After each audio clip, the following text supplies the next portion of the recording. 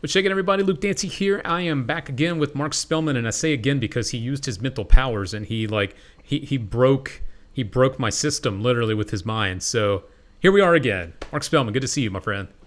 Good to see you, Luke. Let's part two. Yeah, let's part two. Take two. Yeah. There we go. All right. So Marc Spelmann's been a very busy guy. Britain's Got Talent, America's Got Talent, performing all over the world, blowing up. But, you know, the story has to start somewhere. So, Marc, I know you were mentioning the story to me earlier. You definitely don't have to go into detail like you did before if you don't want to. But what made you jump into this world of magic and mentalism and all this fun stuff that we now do? Okay, now watch condensed version. I promise, right? So, when I was a kid, I remember watching Doug Henning. Yep. On TV and seeing him do this coin appearance and vanish. It was amazing. And I just became, that was kind of the earliest sort of moment of magic that resonated with me. And I remember just sort of trying to reverse engineer it and understand how it worked. And I believe I kind of worked it out. And years later, I know I did work it out because I managed to purchase it from Tannen's Magic Shop many, many years later. But at the same time, and actually, I kind of left this out of the first take, so this is good that we're doing the second take anyway. Right. I remember seeing Uri Geller in the late 70s on a show where he was bending metal, bending spoons with his mind. And I remember that fascinated me as well, and just kind of really being absolutely fascinated with this notion of the impossible and the improbable. Just kind of, I was bitten by the bug, and I realized that there was this thing called magic that you could learn and practice. And I used to watch all of, you got to understand, learning magic in the sort of late 70s, early 80s is a world apart from learning magic now. You know this, Luke, as well as I do, that back then it was, there would be one or two magic shops in a city, in London, and you'd have to kind of travel all the way down to the magic shop. You might get some magic books in a library, but there was no YouTube, there was no internet. You couldn't just buy things and it would turn up at your door 2 days later. There was no explanations of anything. So all you really had was, if you were bitten by the magic bug, it would normally be by seeing magic, like in a conventional sense. A magician at a party or something, or magic on television. For me, it was magic on television. It was watching people like Uri Geller, and kind of trying to understand it, reverse engineer it. And I've got apparently what is called a topological brain. So I can watch, as an example, David Copperfield, the great David Copperfield, back in 1985, vanishing the Statue of Liberty. And my father sitting there going, no, there's only one way you vanish the Statue of Liberty, and that's with a camera trick. And I was like, it's not. It's the most beautiful optical illusion. I still believe to this day that is the best, biggest large-scale illusion ever. Because if you imagine being in New York, if you leaned out of your apartment and could see the Statue of Liberty over in the distance near Ellis Island, it would have disappeared in a slightly different way, but it would have disappeared. And to me, that's unbelievable. But I understood how it worked. And so I started to kind of make notes, keep notebooks, kind of trying to create my own magic without having any resources to magic. Right. And it was years later, I watched a guy on television called Simon Drake. My godmother knew I was into magic and loved magic. And my study up to that point was library books and whatever you could kind of get your hands on, kind of thing. And again, there was no YouTube. You couldn't just type in magic trick in YouTube. And my godmother phoned me up and said, "Are you watching Channel 4? Put Channel 4, and there's this guy on Channel 4. You'll like it. It's right up your street. He seems a bit crazy." So I put Channel 4 on, and there's Simon Drake with this massive knife, and he sticks it through his arm, and blood goes everywhere. And I remember going, I've just fallen in love. Like, this is just right up my street. This is so like nice. Because I love special effects as a kid as well. So I remember watching the making of Thriller, Michael Jackson's Thriller, with Yep. all the prosthetics, and I remember getting sort of like mortician's wax and kind of and getting used to get. Do you remember this trick that you used to get from a joke shop? It's called a plate lifter, and it was like a little bulb, and it would have a little tube. It would go to a squeezy pad, and you could put it Yeah. underneath a tablecloth, and it would move a plate, right? Yep. And it was a gag, right? It was supposed to be a gag, and I remember sticking this underneath my skin, putting the mortician's wax over my face, going into the kitchen, going, "Mum, check it out," and then my face would just move, like with this thing. And it's just because I watched Michael Jackson, the making of Michael Jackson's Thriller. So when I saw Simon do it, to me, magic, that kind of magic, knife in arm and all that kind of stuff, to me, that is almost, it's like live special effects, unedited live special effects where you just watch these amazing things happen in your face, which is just incredible. So I ended up going to see Simon Drake in a theater just as a fan, just wanting to watch him do his madness. And it was dark, and I anybody that's not seen The Secret Cabaret, I urge you, go on Channel 4.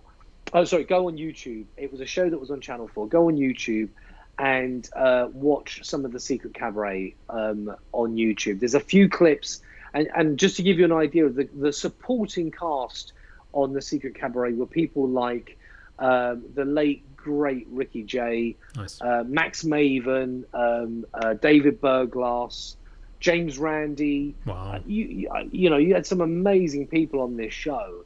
So it's not a magic show that is about one person. Simon is like the ringmaster, if you like, and has multiple personalities.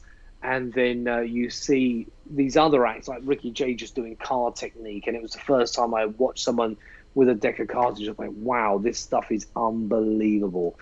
So I just was bitten by the magic bug. I sent my girlfriend at the time said, why don't you send some ideas through to this guy, Simon. We met him backstage to get things signed at the end of his show at the Hackney Empire. So ultimately sent him notes, illustrations, and I had a background in graphic design illustration, so I could illustrate anything, So I sent him these drawings, like this would be a cool trick to do. What do you think? Sent it to the Hackney Empire. They sent it to his manager. His manager sort of opened up this envelope with these sketches of, oh, Simon, I love this. Sent it to Simon. Simon opened it up and went, God, some of this stuff's really quite quirky and weird. Who is this weirdo? Need to get in contact. Sent me this a calling card, like literally just like a card, no emails back then. That's how old I am. And literally just said, look, love your ideas, give me a call. Phoned him up, not believing that I'm going to actually speak to Simon Drake, the guy that was on television, which just seemed bizarre. And ended up talking to him for about an hour and a half about magic, about what I loved about it. He told me about his journey. And he said, look, you should come and watch the show again. I'm doing another show at the Hackney Empire. Do you want to be on stage? And I was like, yeah, kind of. He goes, no, but just I'll grab you out of the audience. We'll do something fun. He grabbed me out of the audience, and it was bizarre. I was hung. This is the Secret Cabaret. It's bizarre. So I was hung in one part of the show and had my head cut off in another part. So it was bizarre. It was great, but amazing and bizarre. And then I started working, collaborating with Simon, just coming up with ideas, illustrating ideas. So Simon would work on different things like films. He would be a consultant on films. But Simon wasn't an illustrator. He couldn't illustrate. So he would do like these sort of really bad drawings and go, Mark, can you make sense of this and redraw it? And we would collaborate and come up with some great ideas for different films. And even Madame Tussauds back in the day in New York, we developed an idea for them. And then Simon sort of said to me, he goes, have you ever thought about performing? And I sort of went, no, like no one in my family's in show business. And he says, Mark, he goes, listen, you could so do it. And my first kind of proper public sort of performance really was on a radio show. So what happened with the Mentalism, I've been doing magic like loads and I kind of honed in on the Mentalism. Simon was asked to go on this chat show, this talk radio. You get this stuff in the States. And it was like a talk radio show about Simon's. He had a new venue that he was performing from. and it was this interview about, like, come on and tell us about this venue that you're working from. And they said to him, can you do some magic on the radio? And he was like, not really. Like, my stuff's illusions and manipulation and that kind of thing on stage. And then he just said to me, Mark, he goes, you love that sort of mind reading stuff. And this is sort of like mid 90s. And I went, yeah. And he went, do you want to do some on the radio? I was like, yeah, I'll have a go. And then I went on the radio, and we were scheduled to be 15 minutes on the radio. I started doing some mentalism, and we were on for 45 minutes and got an invite to return again. And the second time I was on for an hour and 15 minutes. It was just mentalism on the radio, which is bizarre because obviously the times that we're living in now, I love walking out on stage and performing for a live audience. That's what I love. It's one of the biggest sort of thrills of my life. It's what I do. But it's bizarre now because we're kind of going back to can you perform remotely? And I sort of think, yeah, 25 years ago, I was literally, like people phoning into a radio station, and I'm doing mentalism with them over the phone. So that was my sort of step into professional mentalism, thanks to Simon Drake. I would never have thought it was a viable career option for me until Simon said to me, Mark, you have the face of someone that could get into someone's head and read their minds. And I kind of took that as a compliment. I think it's just saying I looked a bit weird. And and then that was it. Then I started performing. Simon would get me gigs and kind of go, Mark, got another gig for you if you want to do it. And I would, yeah, love to do it. And he would send me out on all these jobs. And I was doing mentalism and close-up magic. I love magic, and that was my journey into becoming a professional magician. And yeah, that was it. I loved magic. I love every facet of magic. There's not an avenue of magic that I don't love. I love to understand it all. I won't practice it all. I know my strengths. I know what I'm good at. But at the same time, watching someone like Arturo Brachetti, an absolute legend, like Quick Change is, again, if you haven't seen Arturo, just YouTube, you're in for a treat, but I wanted to understand it. So I would research it and read books on dove magic and card manipulation and quick change and illusions. And it was Simon that actually gifted me actually very kindly lots of books on illusions, and he would say, how do you know this stuff? Because I just could work it out. I'd sit there, you'd put on something like the Pendragons in their heyday, and I'd go, right, okay, so basically what's happening there is this, X, Y, Z. And Simon would go, yeah, how do you know that? And I'd go, I just kind of understand it. And Simon would send me these books like Jarrett by Jim Steinmeier and S.H. Sharp, Conjurer's Optical Secrets, and all these books, that are sort of these guys behind me, all these books here are like, I stand on the shoulders of giants. And I would look at these books, and rather than learn from the books, it would be a confirmation of what I thought. I'd kind of go, oh, wow. So I was right. It was a 45-degree angled, and a tube going to the back of the, and that kind of, I don't want to say it all because obviously, these are secrets. Yeah. And that was it. So I established a good working career. I started performing predominantly as a mind reader, but I couldn't leave magic alone. There's some magic that I just absolutely love. And I still, and to be honest with you, bending spoons and that kind of thing and bending coins isn't mentalism. It's not mentalism. Mentalism is apparently communicating non-verbally. So why do you think, if you don't mind me asking, since you said that, yeah, why do you think it gets mixed in and you see a lot of people that do? Now we're getting into the real talk. You see the guys that are doing metal bending and all that, and they're doing it as though it's a mental thing. Why do you say that it's not mentalism? I'm really curious about that. Okay, so for me, I guess it depends. I mean, I would say it falls into paranormal performance. It'd be a paranormal demonstration. So if you move something across the table via telekinesis. So my viewpoint on mentalism And actually, maybe you're right. Maybe mentalism is a large umbrella, and mind reading comes under mentalism, I guess, maybe. So I just feel that pure, as an example, I was talking with Michael Weber in Las Vegas, and I'm talking like 15 years ago. And I remember talking about a CD prediction. So for those of you, like now it's all MP3, right? So now there used to be these things called CDs that people listen to. And I had this idea for a CD revelation. You'd send a CD in the post and it was signed and everything. And I came up with this really wonderful idea for it. And I was talking with Michael Weber about it, and he loved it. And he said to me, "The only problem is I can't predict the future." He goes, "I can't predict." So there are some mentalists that put these real restrictions in place, and maybe restrictions is the wrong word. They have their barriers. They have their guidelines as to how far they can go over that threshold, if you like, of believability. So I think most people, when you get a spoon and you rub it and it starts to bend and do all these strange contortions, I think most people, I would say 80% of the Earth's population, maybe I'm overestimating it, but 80% of the Earth's population would kind of go, I don't think he's doing that with his mind. I don't know how he's doing it, but I don't think he's doing it with his mind. Okay. You would still get that 20% that would think so. Whereas, and I think Darren is people like Marc Spelmann, who's a really good friend of mine, Darren Brown, Larry Becker.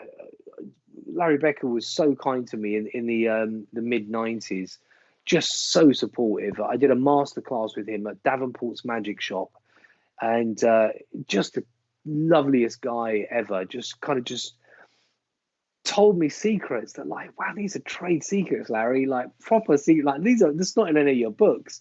But he was just such a lovely man. Such a lovely man. I kind of always, I remember having this discussion with Larry about disclaimers. Okay, so this is again real talk. All right, so this is like disclaimers. Now you have some people that come out like Banachek, again, a good friend, huge mentor, right, and Larry Becker, who would walk out and they would say, I use the 5 known senses to create the illusion of a 6. And I understood why they had that disclaimer, but it didn't fit me. So I'm a believer that when I walk out on stage, and obviously it's harder for me now because of BGT and because of X, and that history that I've got now, and it's such a widespread thing. I can't come out and be the absolute definitive mind reader because I am the dad who did the dedication on Britain's Got Talent. I am the guy who dressed up as X and wore the mask and that kind of thing. So I don't think, someone like Marc Spelmann can be that mind reader. Max Maven can be that mind reader. I think now I've become a bit of more of a, popular culture in a way has lessened my ability to do that. But I've never really liked disclaimers. And I'll tell you why. Because if I put down on a theatre poster, mind reader and mentalist, you're going to have a cross section that comes to see your show. You're going to have some people, the large majority, I'd think, certainly in the UK, that come to the show and they kind of go, okay, we kind of get it. There's lots of methods and things we don't know. But, we think there's going to be some kind of like mentalism, psychological sort of techniques, body language reading, that kind of thing, neurolinguistic programming, that kind of, and they put all those things as plausible methods. Then you'll get a smaller minority that will, no matter what you say, will just go, it's all tricks. And then you'll get that other small contingency that will go, oh my God, this is absolutely unbelievable. This guy has clearly got a gift. And they will believe it. And I'm of the belief that I'm a showman. So I walk out on stage and I will do a show. And some of the things I will deliver in a way that maybe might feel psychic. Like when I'm bending metal, and I was taught metal bending by a dear friend of mine, Colin Klaus, aka Street Magic, who has been X's right-hand man all the way through.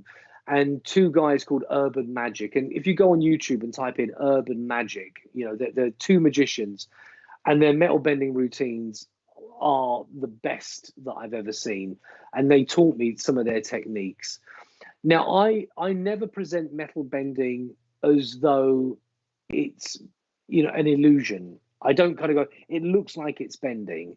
What I do is I do a couple of the bends, but then I put everything else in their hands. So that now it's, are you doing a trick? Or I just think to myself, leave that doorway slightly ajar. And I think when you walk out on stage and you say, I'm using the five known senses to create the illusion of a six, I think you can almost feel that you're watching a lecture, you know, someone that's going to be going, I'm using sort of, you know, I think my theory is you take some of that mystery away a little bit, like a what if. And I know that doesn't necessarily, that's not how everybody thinks. And some people go and watch Derren Brown and truly believe that they are watching a master of body language and neuro-linguistic programming. NLP is the popular term, you know, when they watch his shows. Oh yeah, for sure. And they will go there and they will absolutely believe they're watching a master of that. And that's fine. And that's his, you know, that's his, I kind of guess, USP. But for me, I love mystery. And I love just, you know, I kind of, in my early days of performing, I used to have people that would sort of kind of say, you know, yeah, okay, but there's obviously there's some sort of trick to this. And I would argue it, and I would kind of try and no. Well, look, you looked at the cards; they were all different. You held them, you this, you that, and I'd almost get this thing of like really trying to establish, you know, like this, like no, and trying to dispel the notions that they had. And then I would also get some people. I remember bending a spoon for a woman, for a group of people, and there was this one woman, and she was watching me bend this spoon, and she went, "Okay, I get what you're doing." And in my head, I'm thinking, wow, okay, she clocked onto my techniques, or, you know, the urban magic and Colin techniques that I've learned. And I'm thinking, wow, okay. And then at the end of it, she kind of said it a couple of times. And at the end, it finished the performance. Everyone was going, oh my God, that was amazing. They all disperse. And this woman was still with me. And she goes, like, I have to ask, do you do Reiki massage? I mean, clearly you're an expert in chi, like that, the energy that we have. And I thought, oh wow, okay. So her viewpoint is, I understand what you're doing. You're a master of chi and Reiki. And for those of you that don't know what chi and Reiki is, it is like an energy source that we have that I don't have. Some people think they have it, and fine, I don't. But her belief in that moment was that I was using an other kind of energy to bend these spoons. And the interesting point is this: if I turn around and I say to that woman, no, are you crazy? I'm using this technique and this technique. What does that do? I'm not going to change her beliefs. She's kind of in that space of chi and Reiki and that kind of thing, and that's fine. You know, that's absolutely fine.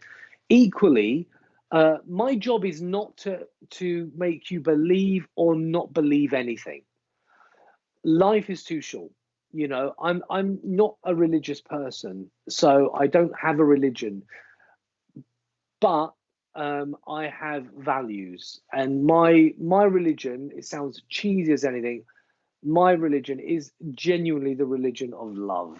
It really is. I meet people. I want the best for people, and I like to be with people that just, you know, let's just get on. It's such a blink of an eye that we're here on Earth. So let's just try and get on. We're all going to be a bit different. We're all going to have slightly different beliefs. Let's not that encroach on us just getting on with each other.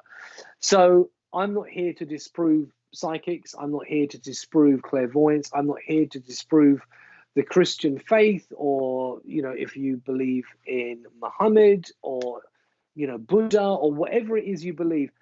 I'm a showman. I'm an entertainer and I'm a showman. And I like to blur the line between reality and illusion, and I like to blur that in many different ways. And now, interestingly enough, I don't really get asked the question ever since being on sort of TV. I don't really get asked the question. People just kind of go, "Oh, it's the guy from BGT or AGT or whatever." But before that, you know, in the mature years of my career, I like to call it, where I kind of was not this young guy just running around doing close-up gigs and whatever. I really started to think about what I was doing. I started to think to myself, do you know what? Some people would say to me, well, clearly that's a trick. And I would go, maybe it is. And some people, you know, the classic line, you know, oh my God, how do you do that? And I would say to people, however you think I did it, probably is the right answer. And I love that ambiguity. Wow. Because now, if someone believes that I really read their minds and I could duplicate their drawing by some sort of sixth sense or some sort of connection or neuro-linguistic programming. I used to do this routine with ESP cards where I would talk about apparently reading body language throughout the whole routine. And then I'd go, look, I've been lying to you throughout this whole demonstration. I've been completely lying to you.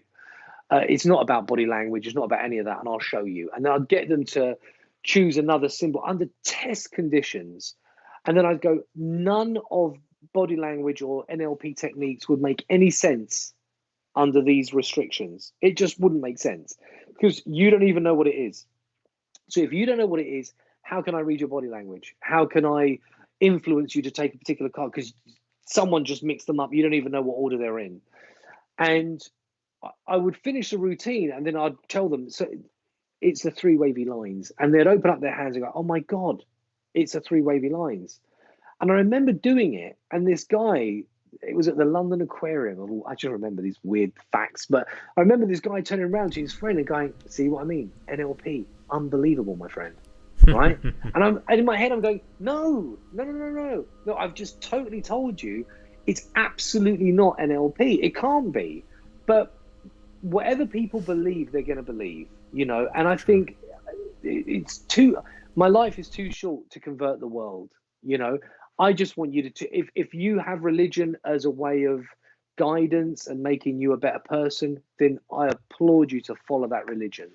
If you don't have any religion at all, but you believe in, you know, spiritualism or another energy force of positivity and love, and that makes you a better person, then I applaud you to follow that. For me, you know, I just look at life and I look at the blink of an eye that we are here for.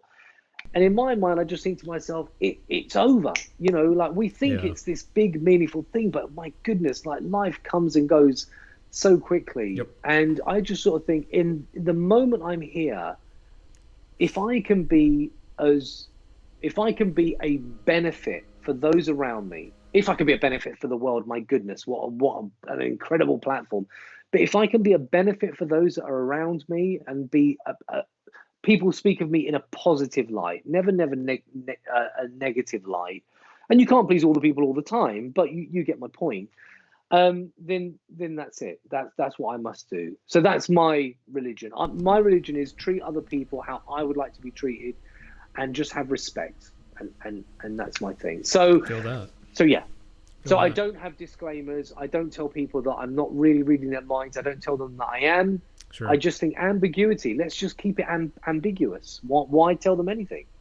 You know, let them come to their own conclusions. Well said. Yeah. I mean, Darren Brown is a name you mentioned that definitely he's on that fine line of believability, and I like to call that type of stuff real magic because people don't know what's real and what's not, and mentalism is full of that because unlike magic, if you were to levitate an object, you could not have an answer other than what is probably really happening for something to float or levitate. But with mentalism, you've got all these techniques, like you said, NLP, you've got body language, you've got influence, you've got all these different things, so they don't know. So it actually could be, and you could be this expert that you are claiming to be, which is really fascinating to me. I think. Sorry to interrupt you. Really, really quickly. I'll tell you a really interesting thing. I think sometimes as well, it's about how we perform these things. I'll give you a really quick story, okay? So I love and adore Michael Lamar, right? I really do. I bought his book from Tannen's back in the day and read it like it was the Holy Bible. And I don't do the Nice. cups and balls, but I've read it and studied it, right? So Michael Lamar, absolutely love him to bits. And I remember this talk about his floating dollar bill. And I remember thinking to myself, God, I just have to find this. Like, where can I find this? So I found it, and you could buy it, a manuscript with photocopied instructions, you know, back in the day. And think, I love it, but there was too much magic motions in it for me. So now let me quickly go back to the mid-90s, where I was in there was a nightclub in London called Stringfellows, which was a really, really popular nightclub. And I remember I used to sort of pop into Stringfellows whenever I was in London. I'd pop into Stringfellows nightclub, and they called them the bus boys, the guys, the waiters that kind of collect the glasses and the real workers. And they got to know me as this guy that did magic. Oh my God, it's like Magic Mark, right? So I got this reputation, and I remember they just loved the magic that I was doing, but I had this air of kind of mystery because I wouldn't do magic. I wouldn't, you know, I was very selective over the magic that I would do. I wanted it to blur, to kind of almost feel like this is a real thing. Very much like what David Blaine does. You know, David Blaine does a magic trick, but because of his persona, you kind of go, what? This guy's just weird, and it freaks me out. So I think it has a different feel. So I think how we present magic can change. So as an example, a perfect thing, when you just hit the nail on the head, when you said floating an object. So they came up to me and they said, can we get you a drink? And I was like, yeah, you know, I'll have a whatever. So they came back with this drink and they said, can you show us some magic? So I was like, yeah, of course I can. So they came back and I had set up to float a dollar bill. And that's all I'll say. I won't go any further than that. Magicians will understand, but I was prepared to float a not a dollar bill, a £5 note. And as I went to float this £5 note, and I love doing things in a more like energy driven way. So I wouldn't do this kind of thing. I wouldn't do any of this. It would be very much a raw, organic parting of the hands, and it's there momentarily and then grabbing it. And that's it. That's all that it was. It was that moment. Okay. And I got that from the late, great Barry Richardson, a mentalist, Theory of the Mind. And I remember reading his book. And you can imagine Barry Richardson is friends with, or was friends with people like David Berglas and Max Maven. I mean, huge, you know, and such a long career. In Barry Richardson's book, Theory of the Mind, I think it's in part of his introduction, he talks about one of the most magical moments of his life, the most magical thing he ever saw. Now, imagine, this is a guy that hangs out with David Berglas and Max Maven and Larry Becker, and these are all chums, right? He talks about this time being in India, where he was walking along a market with, I think, his wife. They were on holiday in India, and they come to this little sort of group huddle of people, all crowded around this little boy. And he's sitting there, and everyone, there's almost like a little chanting thing going on. Some people are playing little instruments, and this little boy is sitting there for a long time. He's got this candle in front of him, and he's sort of doing this, kind of saying this Indian dialect, maybe some sort of mantra or something. And Barry Richardson's standing there, and he's looking down, and he's watching this moment, thinking, what is this? And then this candle, this tiny little candle, like a sort of candle that Eugene Berger would have, you know, the little candle. It rises off the floor by about an inch, and everyone just freezes looking at this moment. And Barry Richardson's looking at it, it's broad daylight. He's kind of going, oh my God, like, you know, and he looks at this reaction of people around him, and then it just drops to the floor, and then that's it. And Barry Richardson says, he goes, for me, in that moment, because it wasn't a show, I'm not prepared to what. And I think that hobbyists, people that are hobbyists, and I say this in all my lectures, if you were a hobbyist, we use that term, and some people feel it's a bit of a derogatory, are you a hobbyist? I think hobbyists have the best avenue for performing magic, because when you and I are at a corporate event and we approach that group of people at the drinks reception, they go, all right, okay, magician, time for magic. Not that that's a bad thing, but they're ready for a show. Now, someone like, is it the Carbonara Effect, the show that's very popular in America? I can't remember his name, but Carbonara. I'm sure it's Carbonara.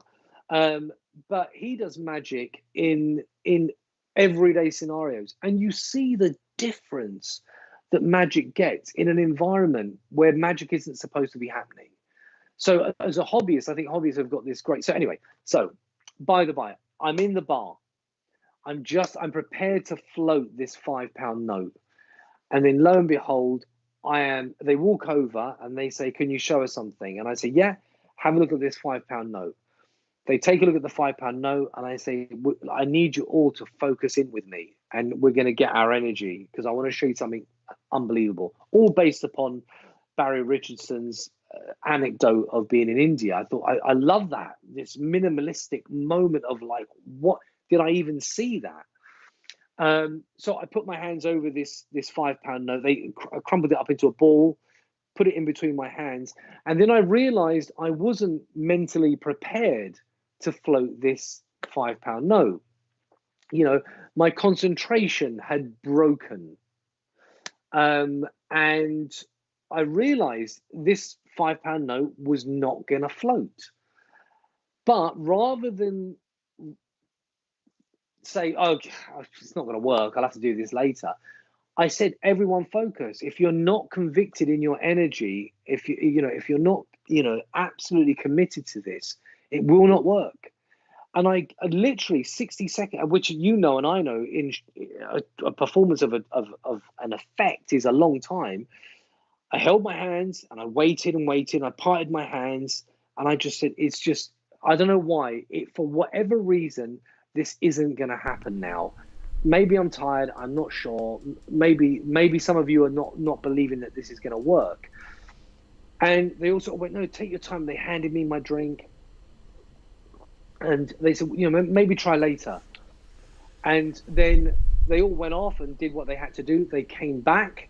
And I said, look, I think I might be ready now. So I was now prepared again to, use the forces that be. Use the force. Use the force. That's great. And then same thing. I absolutely had the conviction of everyone there. Focus in your energy. Focus. Absolutely believe we can do this. And then I had got them to put their hands on mine and everything. We're all there together. And I said, really believe that we can do this. It's not going to last long, I can tell you. Parted our hands and it was there. And then I grabbed it from the air and I gave it to one of the waiters. And I just said, that's from me to you for getting the drink. Thank you. And he walked away.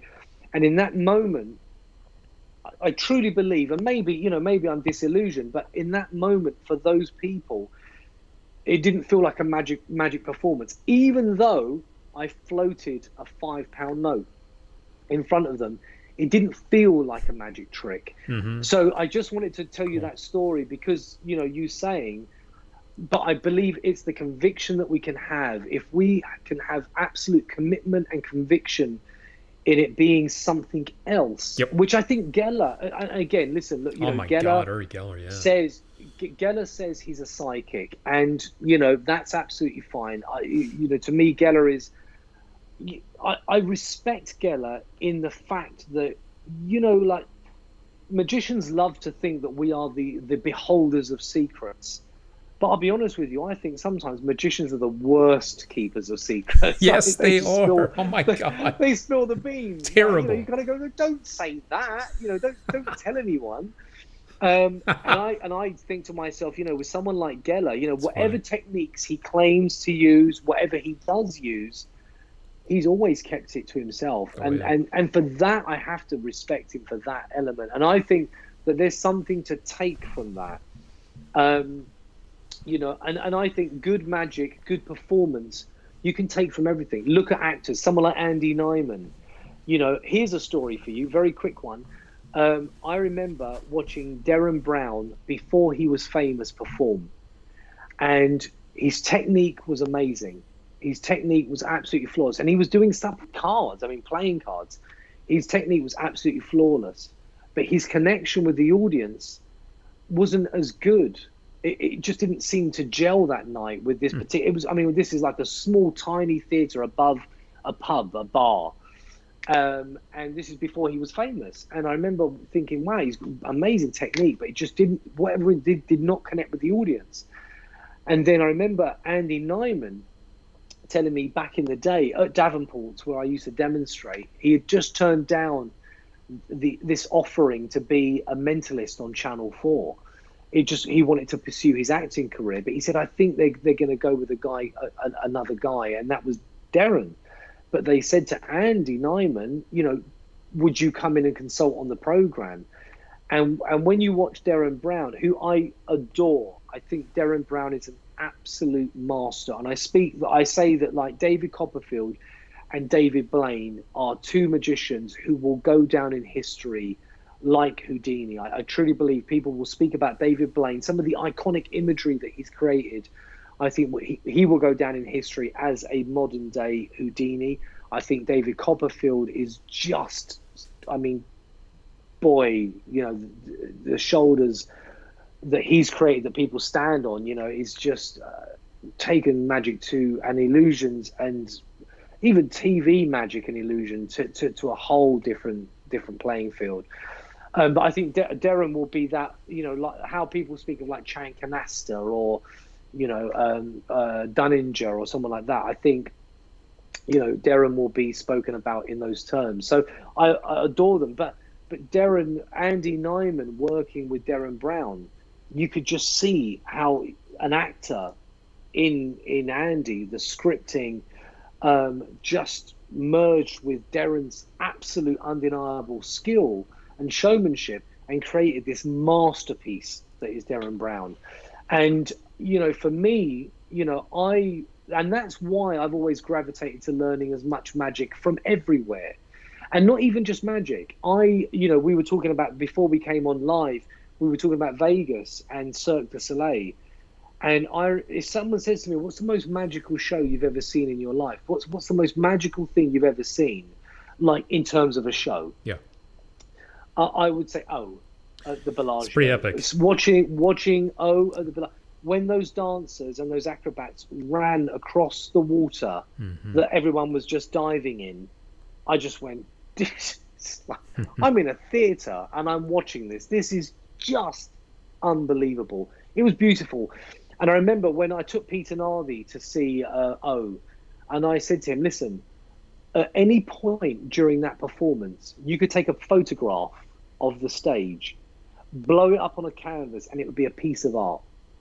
And that's how I look at O. It's just a feast for the eyes, the ears, and the soul.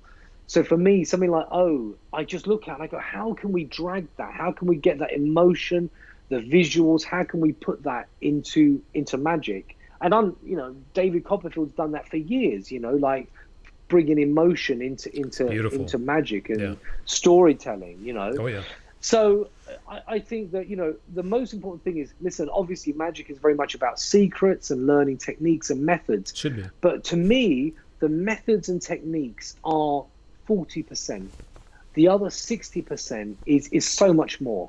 It's who you are. It's what you do. It's what do you make your audience feel? And that's the most important thing for me, is what did your audience go away with? That's it. What did they go away with? And that's the most important thing, like without a shadow of a doubt. And I would wholeheartedly say that one of the biggest reasons that you made such a impression on Britain's Got Talent is because you humanized yourself and you opened yourself up. You seemed vulnerable. You were sharing things about your life, but there was a true connection because of that. And I think that's the other part that a lot of people are missing, or maybe they're just afraid to do it. I mean, that's you're putting yourself out there, when you're getting that personal with America or Britain, or you are like that's a tough thing. But look what it did for you, and the people loved it. You know, I originally planned to go on Britain's Got Talent back in 2000. It was 2015. Okay. A friend of mine called Jamie Raven came second on the show. Mm-hmm. And me and Jamie used to gig together. I mean, I remember being in Portugal with Jamie and we'd done a gig. I mean, for next to no money. I mean, like really, the diary was dead. We're in Portugal. We've been flown over economy and we're kind of just like, you know, doing this gig for like next to no money. And then fast forward a year, there's Jamie coming second. I mean, he should have won, but second on Britain's Got Talent. And his career just blossomed. And in my mind, I thought to myself, do you know what? I'm not getting any younger. I've written so many concepts for TV shows. I mean, like so many. I mean, if I showed you my catalogue of, I mean, and I storyboard the whole thing. So, you know, when you get a pitch from Marc Spelmann, it comes with every, like storyboarding and everything. For whatever reason, I just never got it. Never ever got it. I said to Tessa, when I pass away on my grave, it'd be Marc Spelmann, the nearly man. He nearly did it.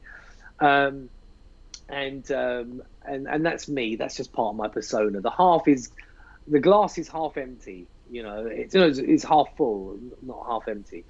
And so, you know, I remember thinking to myself, I'll go on Britain's Got Talent in 2016. I'll apply and go through the process, and I'll go on, and I will be Marc Spelmann, the mind reader. I'll do some amazing sort of routine confabulation, some prediction thing or something like that, but very conventional mind reading. And then life turned upside down, and my wife was diagnosed with cancer. We were trying for a baby. There was, you know, people can hear this elsewhere, but, you know, and if you watch Britain's Got Talent, it will tell you in a nutshell what happened to me and Tessa during that period of time. Trying for a baby, Tessa gets pregnant, then gets diagnosed with cancer, and everything goes up in the air. And I took myself out of performing for 2 years. I stopped performing. I thought, I want to raise my daughter. She made it into the world, as people know. And Tessa beat her cancer. And I thought, right, wow, I have to reevaluate. And it's almost like turning the computer on and off to reboot. And I rebooted. And when I rebooted, I realized that life for me had changed. And in actual fact, I had changed as a human being. Instead of being a career-driven, hungry, ambitious, mind-reader guy that was desperate to get on television, I now became this person who just thought, God, every moment in life is a gift. It really is. And just stop thinking about the end goal and just enjoy the journey, because we never know we never know if we're ever going to reach the end goal. We really don't. And we don't know when our time is up. You know, like, you know, one of my greatest heroes in my life is my godfather. He was the person when I was a teenager debating whether or not, you know, like, I don't know, is there any future in magic for me, or is it something I could do? He said to me, he goes, pursue your dreams. You know, he goes, I would love to have been this, and this. And I sell central heating for a living. And he said, do you think I want to do that every day? But I've got bills to pay. You're young, go with your dream. And if you fail, get a job. But go for your dreams. And he was he died when he was 40 years old, had a massive heart attack, was as fit as anything, but he had a diseased heart, didn't know about it, and one night passed away. And he was the biggest hero to me. Like, everything I do now, he's here. I'm not religious. I don't believe, I hear his voice in everything I do. So I'm a perfectionist, because he was. So he would look at it and go, you know what, Mark, if you built that again or change that around, you could do it better. And I'd go, oh God, Dave, all right, okay, I'll do it again, you know. And so but his time was up when he was 40. Now, he never knew that, you know. In his mind, he might have thought 60, 65, 70, who knows, but his time was up that night. And he you know, he won't know this, but he changed my life. You know, we got on so well. And, you know, even speaking about him, honestly, it gets me. And he died in 1993. So we're talking like, you know, a long, long time ago. But that's how much he still lives. Not in a spiritual sense, but he lives in me, in my heart, in my mind. I hear his voice. You know, he inspired me to do what I do. And that's where I don't need religion, you know, because I know that if I can be the best that I can be, then maybe in some way I can inspire someone else. And if I inspire one person or two people or a group of people, then that's a good thing to be able to do. So anyway, so life changed for me, and I realized that, like, life is about moments. When you think about what life is a series of moments. We collect memories. That's what it is. That's what we do. And we never know when that collection process is over. So collect the best memories that you can. Live in every moment. Make the best of it. And if you make mistakes, if you fall and you don't get what you want or what you think you deserve, see those as lessons. Never see failure as failing. See it as a mistake that leads you to hopefully succeeding. And you might not succeed where you think you should succeed, but you will succeed where life takes you. So for me, I always thought it was about being this mind reader and being like the sort of next kind of David Blaine, Derren Brown on UK TV. That's not happened. That's not where I am. Right. But instead, my life, for all of its ups and downs, took me to Britain's Got Talent in a completely different sense. I ended up on Britain's Got Talent talking about what I believe is real magic. And this is something that I really wanted to hit home with you. And I want to say this again and again in every interview that I do. Real magic exists. And people, and this was a line, I would used to get this line when you're performing and you get the skeptics. And an American audience, just for your American viewers, an American audience, they're the best because Americans just love to suspend their disbelief. The English audiences, I love them, but they can be so cynical. They get, okay, all right, okay, sure, he just made the girl disappear, right, okay. Whereas the Americans would turn around and go, whoa, Timmy, you see the girl disappear? And you kind of go, I love that. Just suspend your, just go with it. Just let it happen. Yeah. So for me, I'd get this question where people would sort of say things like, well, real magic it's not real magic, I know that. And it was a really interesting thing that you hear a lot in the UK. And I thought to myself, do you know what, though? I think whether or not real magic exists or not is determined by what you define magic as. Magic is like, it's open-ended. What is magic? It's almost like, what is love? Wow. It's such an open, what is magic? For me, I now define magic as a feeling. It doesn't belong to a magician. It's not the property of the magician. Magic is the property of the person having a feeling of magic. And that feeling of magic, I think as magicians, we artificially create a moment of wonder. That's what ultimately, if we do our job well, hopefully that's what we do. Now, that moment in an audience might last for 5 seconds. It might last for 5 days. It might last for their entire lives.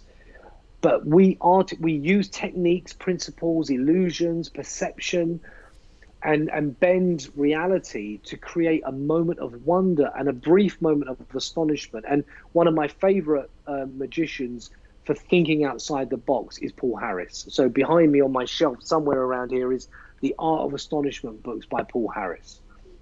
And he talks about the moment of astonishment.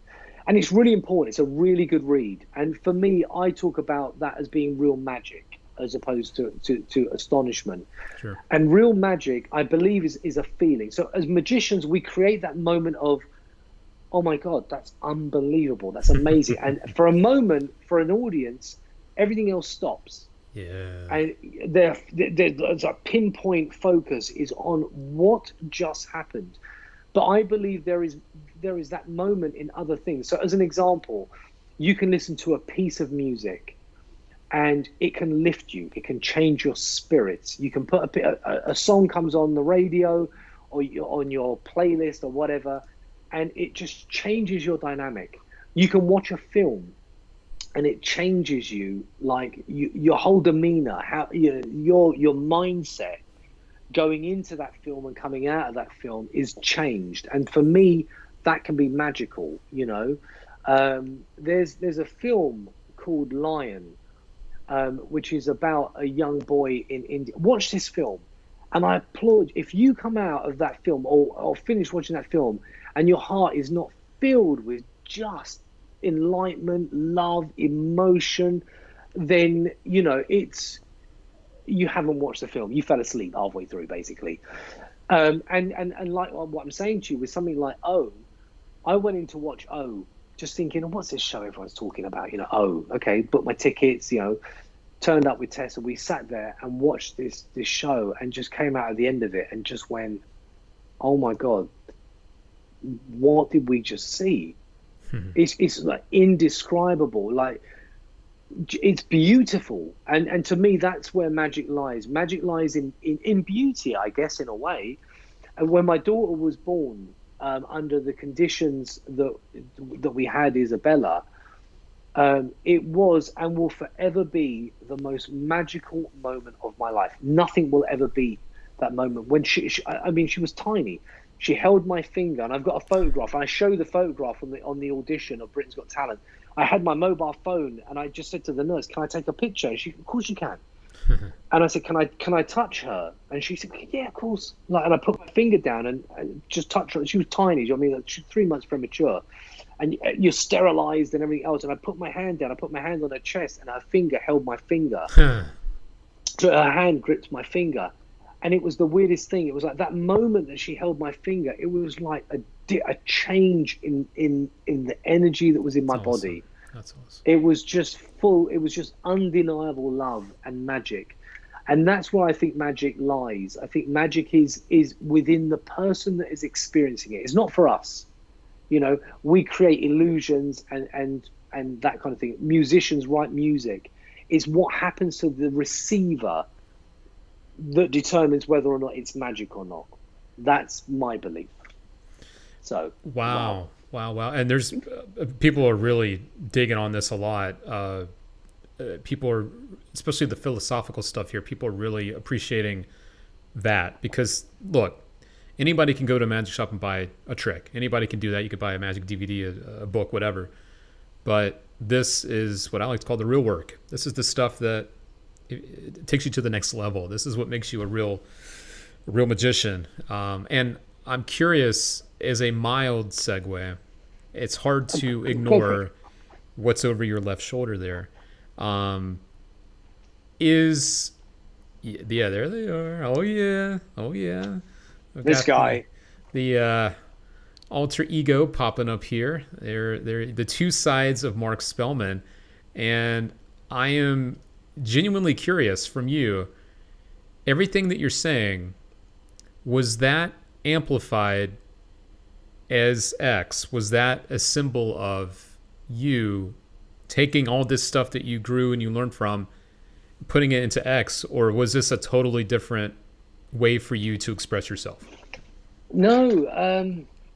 Listen, I think you've absolutely nailed it. Everything. If you listen to when you watch X, the very first audition, and no one knew it was me, right? So when you watch that first audition as X, I write everything that X says. So I always say that X, if you watch the final, I take the mask off, it says X is the best of me. Mm-hmm. So X almost became this sort of alter ego that is the best of me. Like non-judgmental, absolutely empathic. And I've really tried in my life, as life has gone on and I've gone through different things, I think the most important thing in life is to have empathy. Yeah. And that is never judge a man, never judge another person, never judge another man or woman until you've walked in their shoes and until you've seen the world through their eyes. Because I think it's so easy to stand, sort of away from people and cast judgment. And I think that's a privileged position to be in, really, because there are some people in this world that really don't, life is tough, Yeah. And like when I talk about my story with Tessa and Isabella, believe me when I tell you this, we are lucky. Like, we are absolutely lucky because, we have Isabella and Tessa beat her cancer. Some of the stories that we would have people reach out to us, send us messages. Your story, absolutely. Me and my husband were in tears watching the story. We've been trying for a child for 10 years. We've given up now. It's just not going to work. We can't.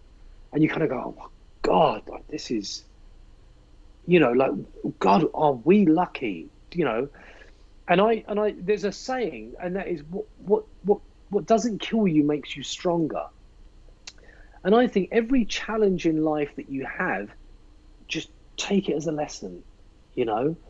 And as an example, when I think about my godfather passing away, you know, at age 40, my godfather Dave used to talk to me. He used to say to me, he could do anything. It was amazing. He could build anything. He built an extension on his house on his own, and I just, how do you do this? You know, he was just so gifted. And I remember I said to him I said, look, if ever I get enough money, would you build my house? And he said, of course. He goes, we'll do it together. And that never happened. You know, obviously, it never, ever happened. And I remember that conversation because he was so clever. And there's two ways that I can look at the passing of my godfather. And that is, I could be angry or upset or frustrated that he went. So he never saw any of this. He never saw any of BGT. He never met Isabella. He never met Tessa. He never saw these moments where I got a moment to shine. And, you know, part of me can be angry about that. Or I can be truly grateful that I had that man in my life. For as short as it was, you know, he died in 93. So I was 22 when he died. So, you know, I'm grateful. You know, here's a man who still lives with me in one way or another to this day. Aren't I lucky that I had that? You know, that's how I look at it. Aren't I lucky? And with Tessa and Isabella and what we went through, aren't I lucky that I've got a wife that beat cancer? Aren't I lucky that I've got a daughter after sort of all that time of trying for a baby? Aren't I lucky? So that's the change in me as a human being. Aren't I lucky that I'm talking to Luke Dancy about a moment in my life that so many people have connected with? Aren't I lucky? And I am, and I'm truly honored to be sitting here talking to you. And I mean that. I'm not just, these are not just words. I mean it. You know, the people that reach out to me on Instagram and on, you know, on Twitter and on Facebook and oh, you know, you're the greatest magician. My God, you know, I'm not, but thank you. That's just so kind of you to say that. And if I inspire anyone to do magic or to maybe try to be the best that they can be in this world, then my goodness, you know, forget the TV shows, forget the I am the next whoever. That doesn't matter, you know. I've done something that maybe people might remember, you know, for a while, and that's the thing. And X is, for me, there was two things that I wanted to do with X. One, I wanted to finish the story. I never got to finish it. So I wanted to come back, and I knew I couldn't come back as me, so I knew that I'd have to adopt a different persona. And I thought, wow, you know, and I dreamt this idea back in 2011 for one of the many TV ideas that I created, was this thing called Prank. And it was this magician who is faceless, nameless, who creates moments of wonder and astonishment, but about life, you know, about meaning, about life, and about everything around us, you know. And that was my concept of Prank originally. But then when I didn't make it through to the final Britain's Got Talent, Prank then became X. And the name X came about whereby I had the application form to apply again. And I'm looking at the thing where it just said name of act. And I just thought, X. And I just wrote an X. And I just thought that's the name, X. So that was the how the identity, the look of X came about. That's the origins of the look. In terms, I remember telling Tessa, I'm going to go on Britain's Got Talent again, and I'm going to go on. And she was going, Mark, how can you go on again? And I said, no, I'm not going to go on as me. I'm not going to go on as the dad that tells this story. I'm not going to do any of that. I'm going to break convention. I'm going to go on Britain's Got Talent with no identity, no backstory, completely the polar opposite to what I went on as before. You know, the year I went on before, I was the dad with the wife that beat cancer, the daughter, this story, this emotive story. I'm going to challenge convention, and I'm going to go back on as no one. X. It's beautiful. Right?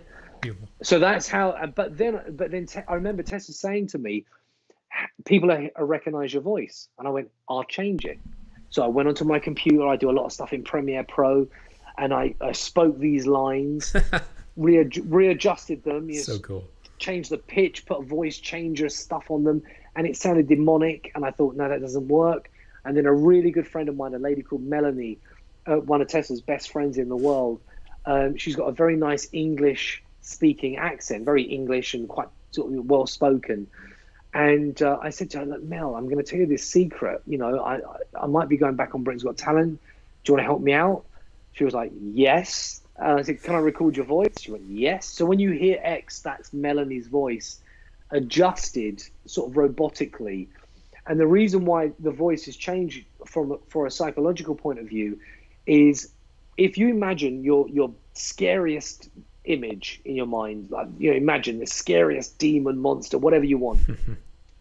Now give it a female voice, and immediately it changes it. It might still be a bit scary, but it's not as scary, especially with a female voice, because a female voice is one of nurturing, motherly. You know, we trust a female voice more so than we do a male voice. Stereotypes, sorry, generalizing, but you get my point. So that's how X's voice became a female voice, and also to disguise that it was me. And I remember Tessa saying another thing that Tessa said was, how are people going to connect with someone that looks like that? How are people going to connect with a hooded, mask wearing weirdo with no story? And I said, the way that they will connect with X is not by who X is, but by what X represents. Yeah. And X, for me, represents, as I say, the best of me. I don't care what religion you practice. I don't care about the color of your skin. I don't care how much money you earn. I don't care whether you're famous or not. All I genuinely care about in this life is what's in your heart. That's all I care about. And for me, if you've got a good heart, then I want to know you, you know, nice. and I will share my time with you, and I will help you in whatever way I can. If you are a good heart, then that's it. That's good enough for me. That's all that matters. Because I know lots of people that got money, and I know lots of people that are famous. I wouldn't really want to spend that much time with some of them, but then some of them are amazing. I mean, just off, to name drop Eric Clapton, arguably one of the greatest guitarists in the world, is the most humble, beautiful, kind man. I remember performing some magic for him. I should have given you a picture of me with Eric Clapton. I've got this lovely picture of me and Eric Clapton. And I remember doing some magic for Eric Clapton, and him looking at my... Now, imagine, this is Eric Clapton, right? I mean, this is the god, Eric Clapton, right? He looked at my hands as I was shuffling the cards and sort of just doing some magic. And he just went, oh my God, he goes, you've got beautiful hands, the way your hands move. And I just sort of, I remember looking at him going, sorry, you do know that you're Eric Clapton, right? and he laughed, and he was so lovely, and just, I remember just saying, look, Eric, so unprofessional, I know, can I get a picture with you? And he went, of course, I'd love to get a picture with you. Cool. So we did this picture, and you meet, they say, don't meet your heroes or your idols because you might be disappointed. Yeah. Well, I've met a few of my heroes and a few of my idols. I met George Michael, the late, great George Michael. He was so sweet, so shy, such a lovely man. Eric Clapton as well, really, really lovely as well. So there are some that you can meet. And that's it. So, that's my philosophy. That's what X is all about. X is about just being, and I've got this line that I say a lot where I say we all can be X if we want to be. And I say that line in the final of Britain's Got Talent. I say that on AGT Champions, where I say we can all be X if we want to be. And obviously that's a really good line for when Shin Lim comes in, and Shin Lim becomes X, and it's like the sort of like the what do you call it? The coming full circle with the dialogue, which kind of works. At the beginning, I said we could all be X if we want to be, and that includes, and then Shin takes the mask off. But that line, we can all be X if we want to be, It's something that I put up on my social media way before I was on AGT Champions.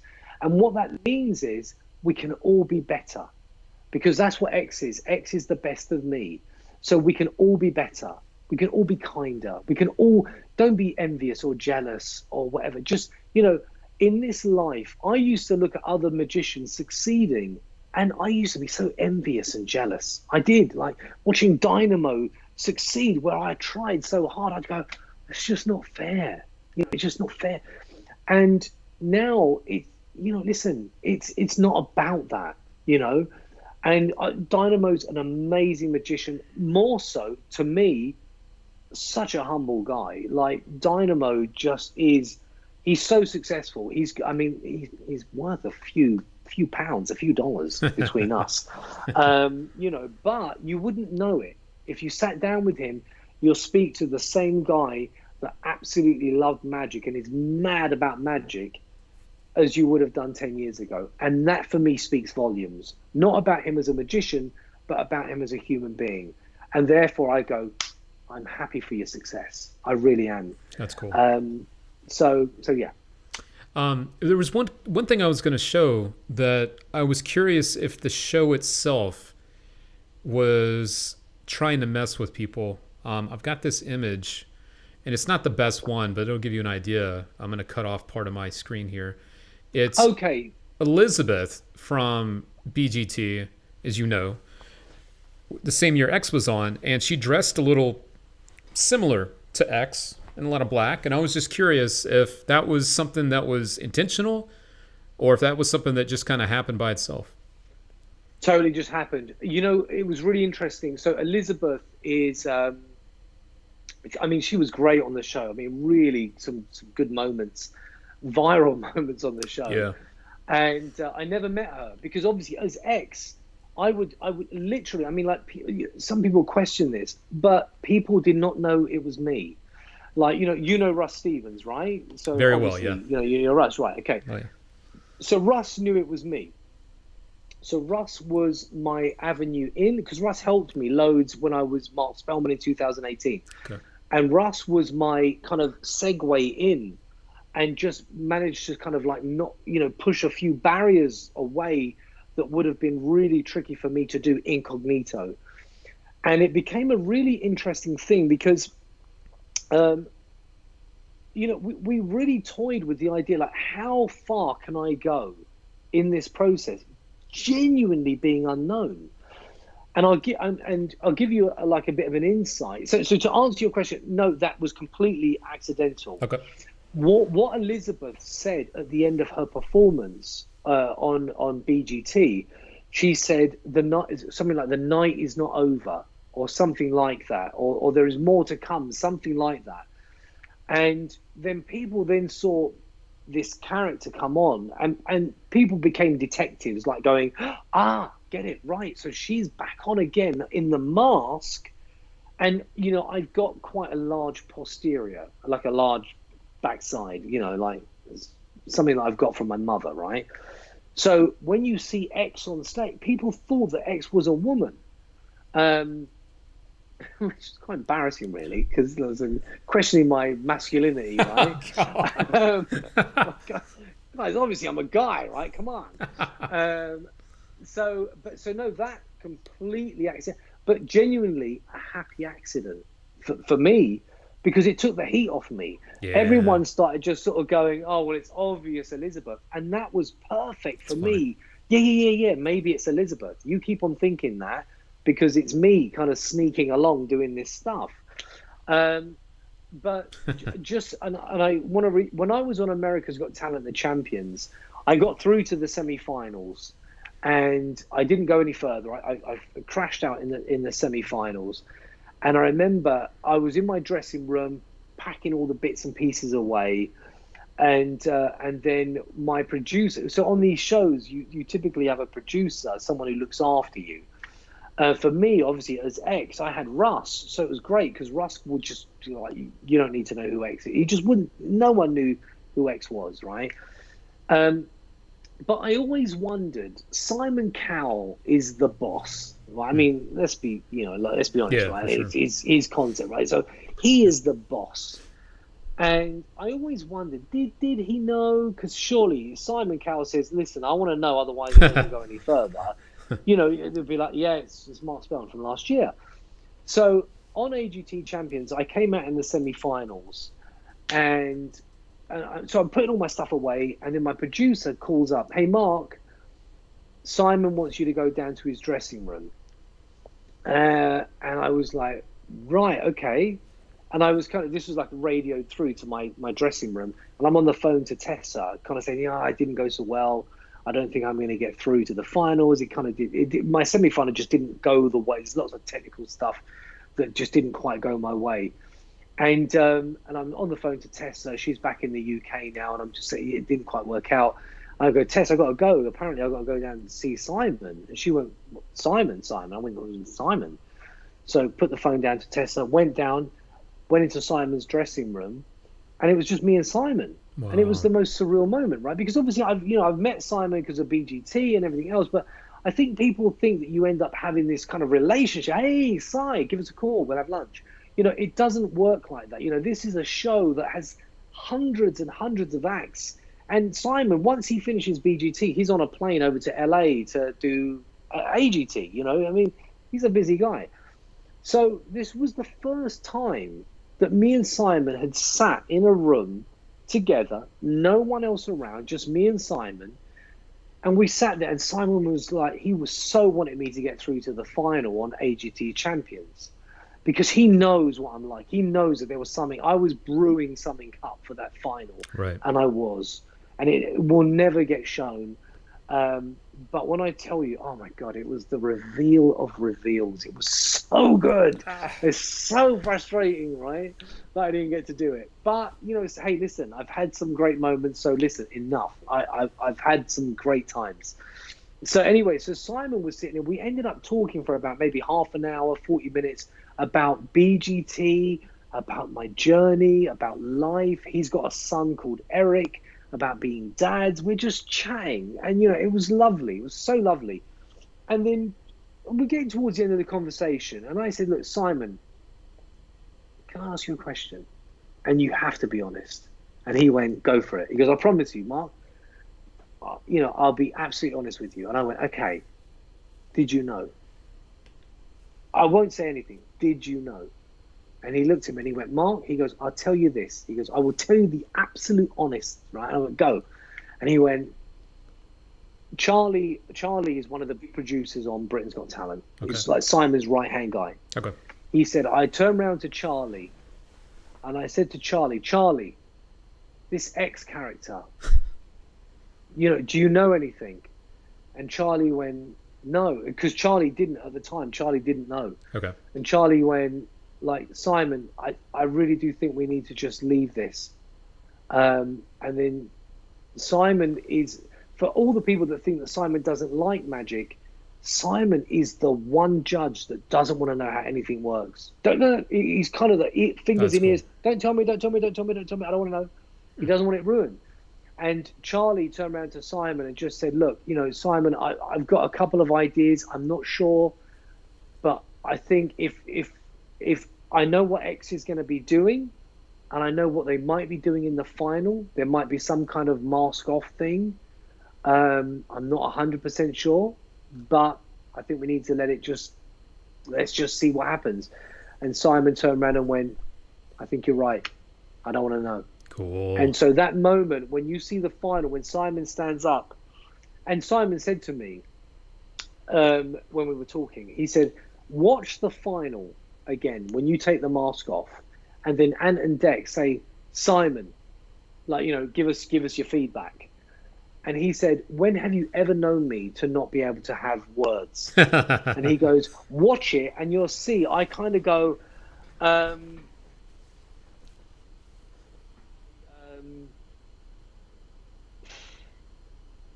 I had no idea.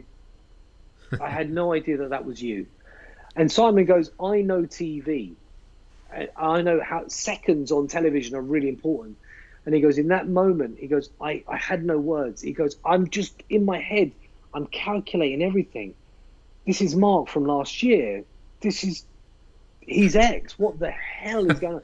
So that was really, an amazing moment for me, because I thought, wow, he didn't know. And that was clarification for me. He didn't know. Wow. And he had no reason to lie to me at that point, because it was over. Now everybody knew. He could have just said, yeah, I knew, but like, you know, don't tell anybody. But it was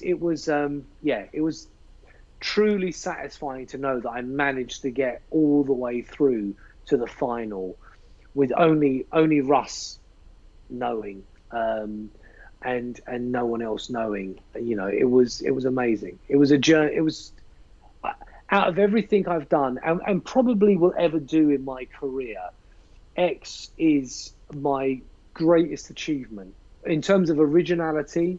You know, I think it's safe to say that there are no other magicians. I think X kind of, you know, as a mentalist, there are lots of mentalists, you know, but as X, with this kind of this worldly, empathic, non-judgmental magician who has a message of positivity and hope and hopefully light and goodness, I don't think that's ever been done before. So for me, X is my greatest achievement. Love it. Yeah, I mean, Neil Henry has been watching, and he's had a nice comment I wanted to drop in. He said the moment when you took off the mask and revealed it was one of his favorite moments in TV magic, period. So, yeah, I think a lot of us felt that way. Okay, so there's another gentleman called Phil Smith, who is a very creative mind reader, and he works a lot with DMC, Drummond Money Coots, right? Oh, yeah. And Phil has created the decks that I think Murphy's have collaborated with DMC and put these things out. And Phil sent me this message just saying he had no idea that it was me. And he said it was the weirdest moment. He goes, when the mask came off, he felt so emotional. And he was standing in his living room. He didn't realize how he was, and he was just standing there applauding.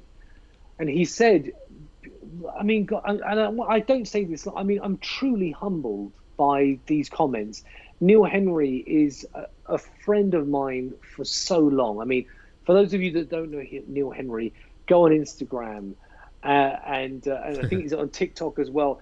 His videos are hilarious. I mean, when I tell you, I've cried hard watching Neil Henry. He's great. He's fantastic. Yeah.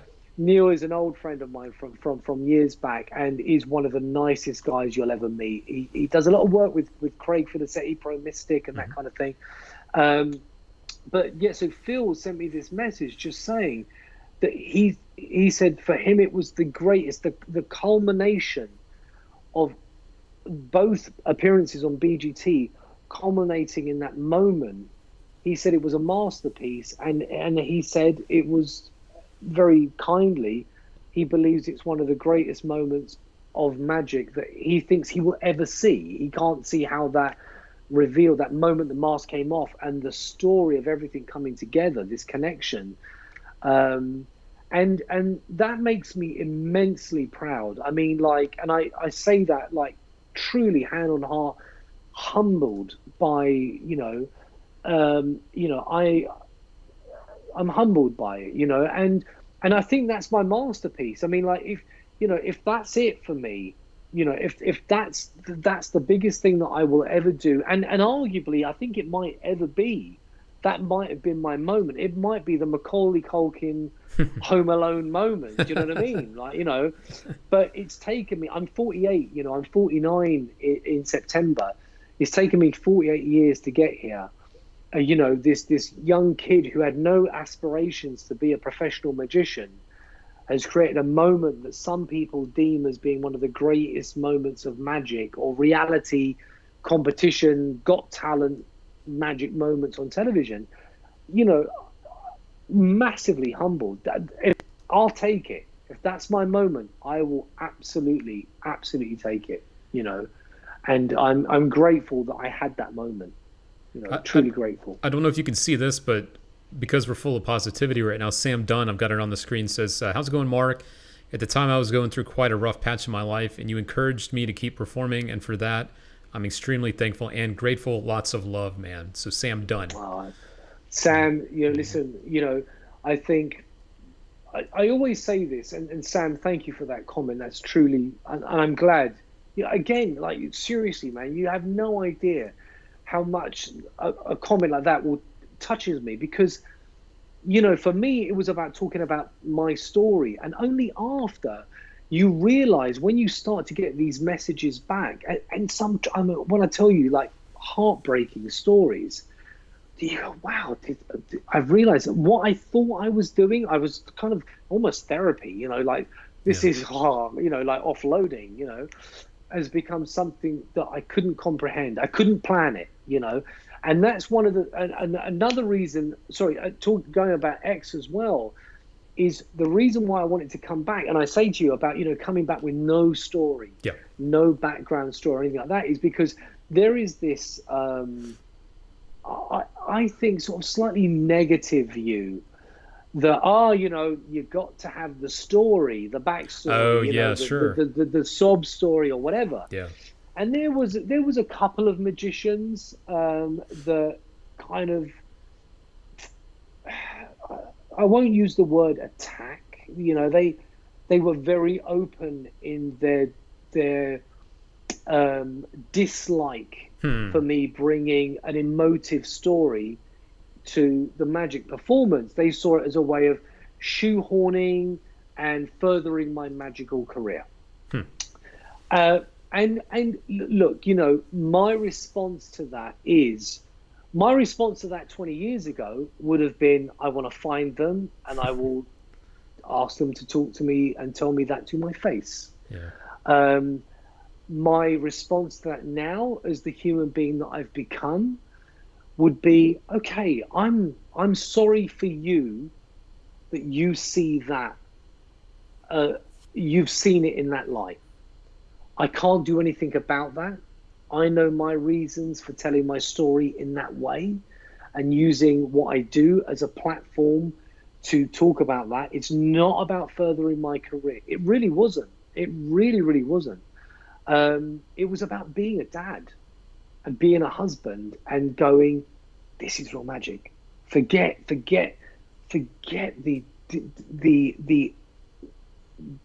distractions of life. Just take a look to your left, to your right, and see, the magic that's in our worlds that we don't even see. There's a great line by Roald Dahl, and it says, those that don't believe in magic will never find it. And that is so true. And that's, that's where my kind of thing of, like, whether magic exists or not is determined by what you define magic as. If you define magic as levitation and disappearing and this and that, magic's not real. If you define it as a feeling of absolute enlightenment, happiness inwards and outwards, believe magic is there. So Sam, I'm honestly truly humbled that I in some way managed to kind of just change the gears in your life slightly to put you on a positive path. And, and that's what we should all do. You don't need to be on TV to do this. You can change someone's, a smile to another human being in everyday life is a nice thing, a gesture. There's a film you should watch, Pay It Forward. Great film. Just pay it forward. Just a moment of kindness. Just pay it forward, And that's, if I can do that, like I'll give you an example. Like now, I've had communication with some of the acts on Britain's Got Talent this year. Okay. So one of them is a magician, one of them is a comedy act, and another one of them is a singer. And there's nothing for me to do this. There's nothing in it for me. I've done this journey twice. Once as myself, once as X. I know the journey quite well. I know the pitfalls. I know that you can get trolled online, the negativity that can come with that. There can be people that come at you in a negative way. And the people that I've had communication with, I will happily help them, in any way, any bit of guidance I can give them to further what they're doing in the most positive way possible. I'll do it. I'll pay it forward. I've had my journey. I've had my time. It's been amazing. It's been life-changing. I'm speaking to you about it. This doesn't happen without those moments. Yeah. So I will absolutely 100% do that. Sorry, going back to, that's why X existed as well, Right. because I wanted to prove that I could go on Britain's Got Talent and just use an intriguing persona and a couple of routines.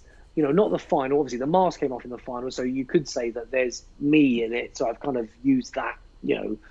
That's part of whatever. But in the audition and the semi-final, where I did the Instagram trick, and the touching and the electric shock thing and everything else, those, no one knew who X was at that point. Yet I won my semi-final to go through to the final. People picked up the phone and they texted in their votes, not because of my story, because I didn't have one as X. They did it based upon what I was doing. So I wanted to prove, but there is nothing wrong with having a story. And that's something that, like, again, going back to someone like Eric Clapton has a song that he wrote called Tears in Heaven.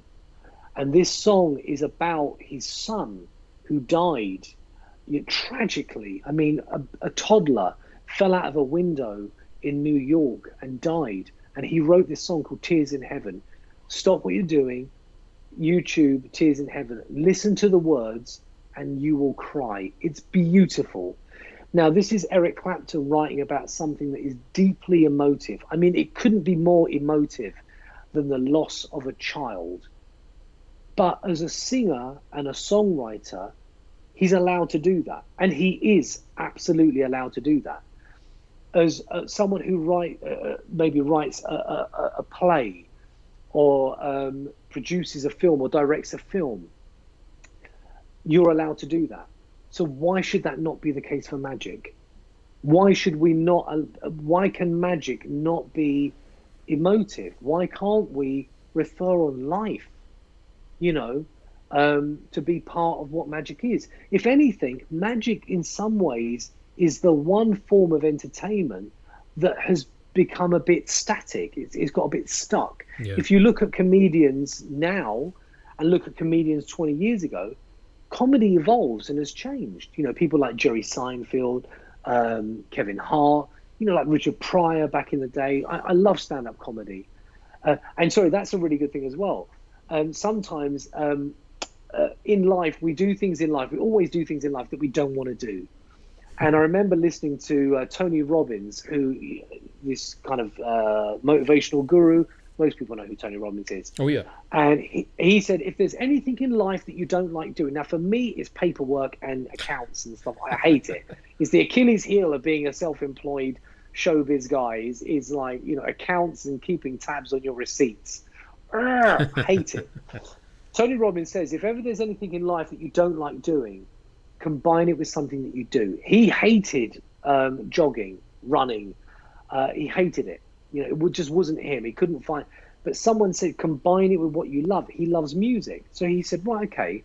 So what I'm going to do is every time I go for a run, I'm going to treat myself to a new album that I have to listen to, an album that someone has recommended to me. So that 40-minute jog now becomes more about him listening to the music than him going for a run. The run is a side thing. And the same thing applies to me. I love stand-up comedy. I love to laugh. I love life and all of its weirdness and quirkiness and the things that just make it funny. So whenever I did my accounts, I would say to myself, right, okay, you're going to do your accounts. You don't like that, but you're going to combine it with listening to some of your favorites, stand-up comedy, And now we are spoiled for choice with stand-up comedy with Netflix and things like that. Oh, yeah. So that was one of the things I would say. Anything you don't like doing in life, combine it with something you do like. Smart. But getting back to my point, comedy has evolved and changed. Mm-hmm. Films have evolved and changed. You watch a film from 40 years ago to watching a film now, they change. Yeah. The styles change, editing changes, music evolves and changes. The evolution of hip hop and R&B and things like that. It changes and it grows. And in some way, magic has been one of those forms of entertainment that maybe has gotten a bit stuck. It seems to pause a little bit. But then people like Derren Brown and David Blaine, do modernize it. And I think David Blaine's very first special is one of the most significant specials about close-up magic. Not that it was technically the greatest close-up magic. If you want to watch amazing close-up magic, watch Ricky Jay and his 52 assistants. You know, an hour and 15-minute performance of Ricky Jay doing some of the most unbelievable, but great stories and everything. And I watched that show live. He was at the Old Vic in London, and a friend of mine got me tickets to see it. Wow. And I sat down and watched Ricky Jay live do this performance. That's cool. And I remember watching it and thinking to myself, you know what, if you took away all the magic, like get rid of all the tricks, it would have still been such a fascinating show to listen to Ricky Jay talk. And that's the thing, it's going back to the point about not always relying on the trick. When you look at my performance on Britain's Got Talent, fundamentally, there were 4 segments to that trick. Choose a crayon, choose a cuddly toy, mix up a Rubik's Cube, choose a word from a book. That's all it was. And you know and I know as magicians, with the techniques that we know, there are lots of different ways of achieving those 4 things. Yeah. But it's about what they meant.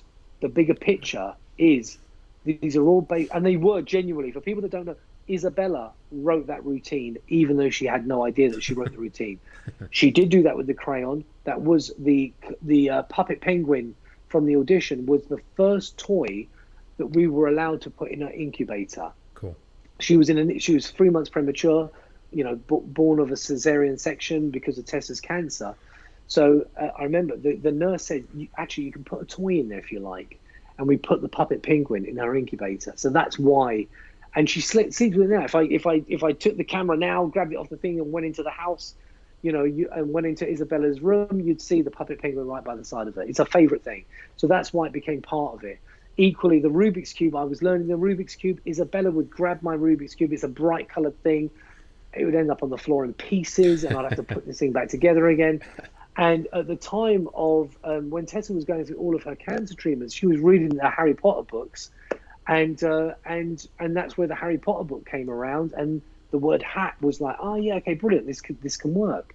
So the tricks in themselves are tricks, but it's what it means when you bring it as a collective together. And that's where I think that, you know, someone like Eric Clapton can write a song called Tears in Heaven about his son passing away, and absolutely I can create a piece of magic that is based upon my wife's struggle with cancer and the birth of my daughter that changes my life and changes my perception of what is real magic. It's absolutely imperative that I tell you that story and that routine. It's not a shoehorned element. It's why it exists. So for people that judge it in a negative sense, respectfully, it's your short-sightedness or the limits that you put on magic that do not allow you to create those moments. Does that make sense? Yeah, it does. And it's also worth noting that, and I think you would agree, that there are some people that do exploit it. And definitely, I'm not saying you obviously, but there are people that will exploit and exaggerate is where I was going more with that. Oh, 100%. Yeah. There are some people, and I think that they become transparent. I think sometimes you can watch a show, and you got to remember as well, something like the Got Talent shows, America's Got Talent, Britain's Got Talent, they are TV shows first, competition second. Okay, so you know, if there are 2 comedians, they're both great, really, really funny, but one's got a good story, then that can help them get through because it's a narrative. And that's what we need to remember. You know, it is a TV show. You know, they have to get the viewing figures in. And it's funny because people all the time, they sort of go, oh God, surely these shows they've run the course. Well, Britain's Got Talent is one of ITV's, which is like your NBC or ABC channels. ITV is one of the biggest TV shows that consistently brings in viewers. So it still works, you know. I think the moment it doesn't work, you won't see it anymore. But it's you know, we're like season 15 is season 14 now. It's crazy. Season 15 is, but it does work. And I also think as well, from a point of view for the acts that do well, like, would Shin Lim have a Las Vegas show? I know, obviously, things are the way that they are, but would Shin Lim have a Las Vegas show if it weren't for AGT? And in that respect, I applaud it. Would Terry Fator be massively successful, at the Mirage, doing what he does? And Shin Lim, Terry Fator, the people that win these shows invariably are massively talented. I mean, Shin's a fantastic. When you think of the technique that he uses a lot in his act, he's very much a pioneer for using that particular technique within what he does. And Terry Fator, I mean, undeniably, I don't want to forget Matt Franco too. I have lots of love for Matt Franco. He was the first magician to win, and he has a show here. Yeah. Absolutely. Sorry. And thank you for saying that. Matt Franco as well. Yeah. Someone like Matt Franco, what do you get when you watch Matt Franco? You get a guy that you like. Yes. He's so non-magic. He's so kind of just this nice guy doing magic. And that's such a lovely thing. Remember to be the person as well as the magician. And Matt Franco does that easily. He just celebrated 5 years of his show on the Strip. He just celebrated that yesterday. 5 years of his show open there. All thanks to is that still at the Link? Yep, it's at the Link. Yeah, it's in his own theater. They renamed it, and it's his place. Yeah. Congrats to the man. So listen, I just got like a sound in my earphones, like is your battery? We might be running out of battery. Yeah. So I can switch over if we need to, whatever you want. It's okay, man. I can plug some in. Yeah, it's okay. I know it's late over there too. It's like going on close to midnight for you, so I'll let you. Don't worry about that. Honestly, when I say this to you, I said it to you at the very beginning before we went live. It doesn't matter. Listen, it doesn't matter to me. It doesn't matter. Listen, I can sleep later. What's the time now? It's 11:30.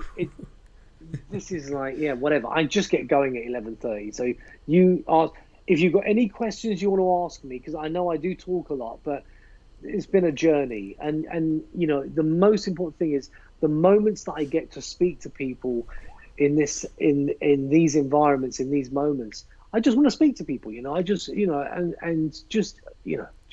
So I'm happy to communicate in whatever you want to. Okay. If you've got questions for me about magic or anything, I'll take a look through the questions, because we haven't done too many of those. And then while I'm doing that, I also want to give you. There's been quite a few people that have said some nice things that I think would be worth mentioning too, and then we can start to wrap up. Cool. Daniel Ricks has been watching, says, I can't believe I haven't paid for this. You've shared a lot of great insight. Murphy's Luke and Mark, this has been a most excellent live. This has made my day. There's another. Thank you. Zach's Magic over in Israel says, hi, Mark. It's Guy from Israel. And I'm a huge fan. I carry your gallery deck everywhere. So he's a fan of your gallery deck. Bless you. Thank you. Gallery 2 coming out. Well, actually, I'm still, if you looked at my computer over to this side, I'm still fine-tuning some of the updates on the Gallery 2. So, cool. But thank you. Had some love out there from Matt Johnson. Matt's also a fellow BGT alum, so he's out there giving you some love. Matt's my brother from BGT 2018. And when I tell you, I saw some of the backstage stuff that Matt's a fantastic escapologist. Oh, yeah. Looks after himself. He's buff with the tattoos and stuff. Check out his channel. He's got a channel on YouTube, which is Beers and Watches, where he drinks beer and reviews beers and reviews watches as well.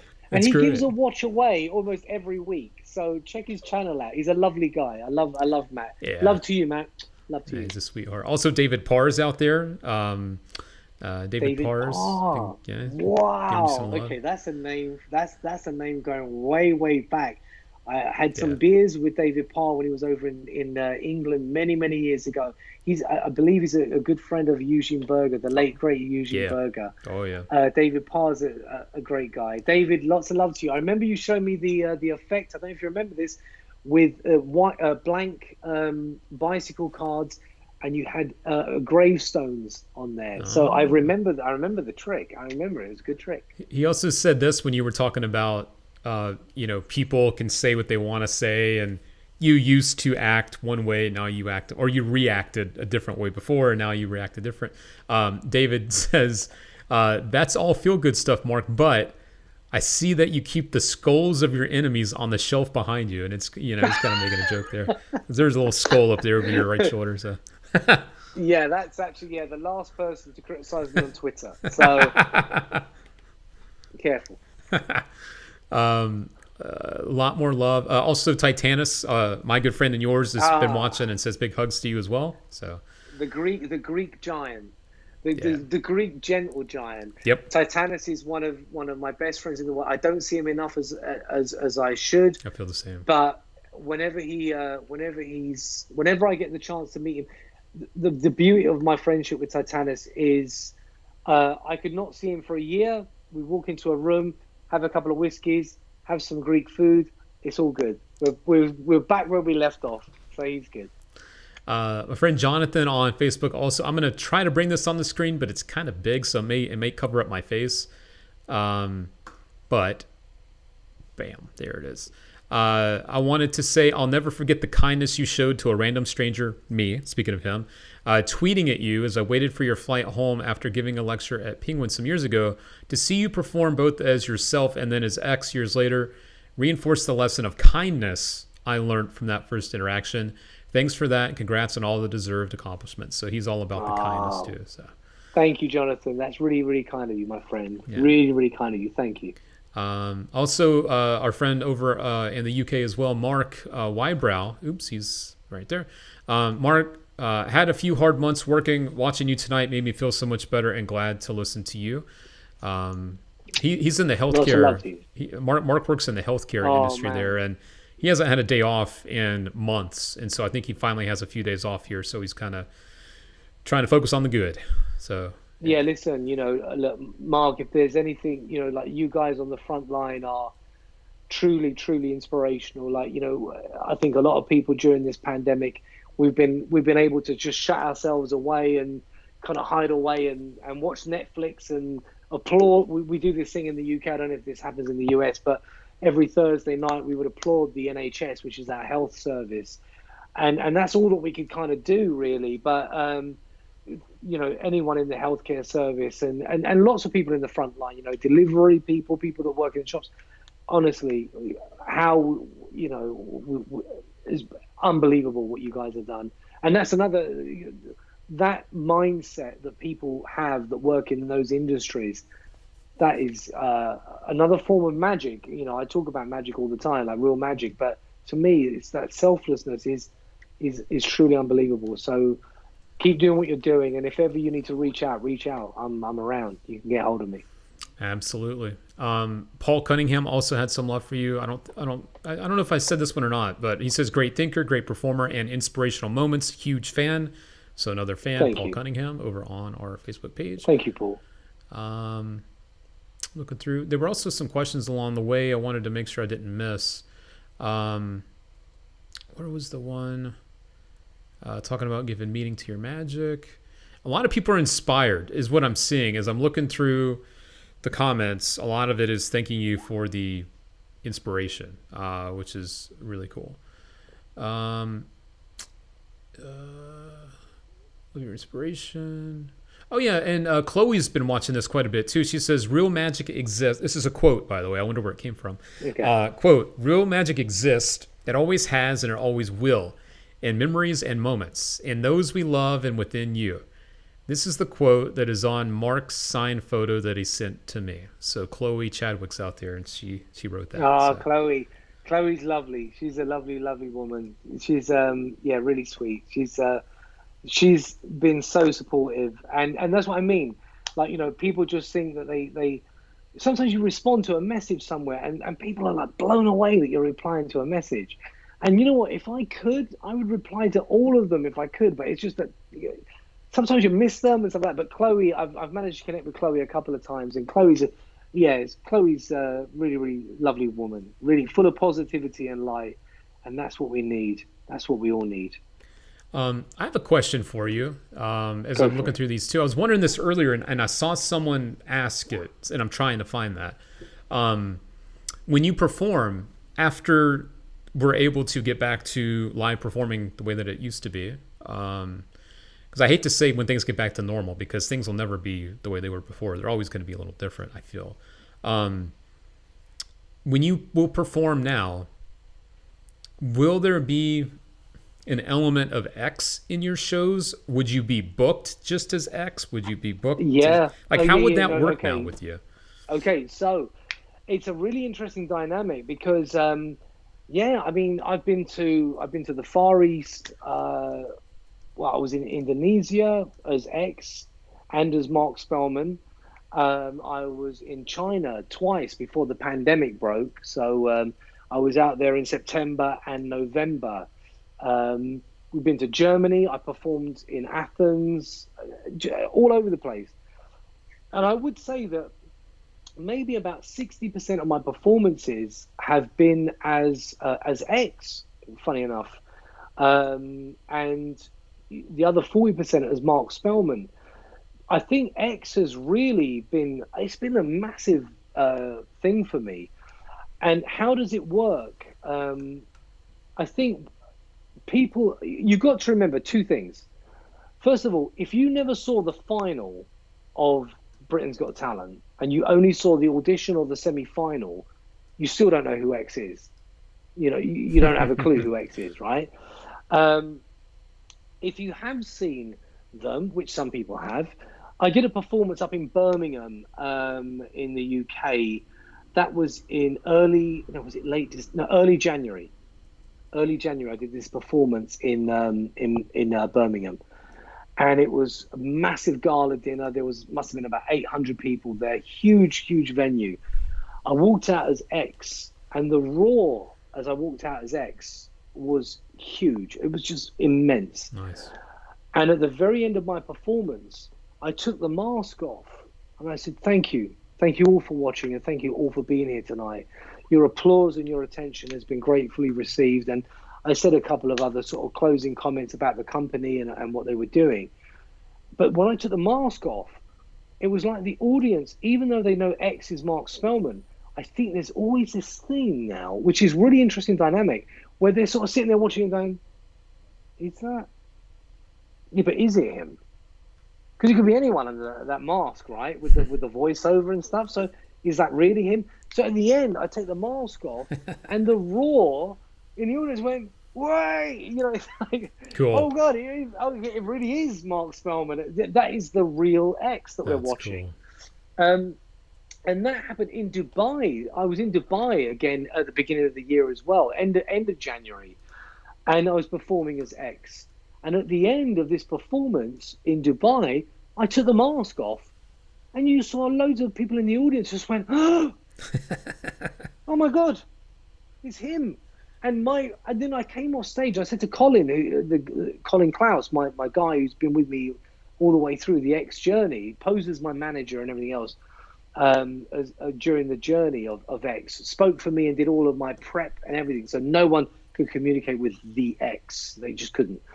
And Colin just said to me when I got off stage, I went, "Did you hear that reaction when I took the mask off and said thank you for watching?" He went, "Yeah, but," he goes, "supposing they haven't seen the final." I was like, oh my God. So there are still people in this world that don't know who X is underneath the mask. Now, so I could take the mask off and some people would go, "Oh, I have no idea who that is."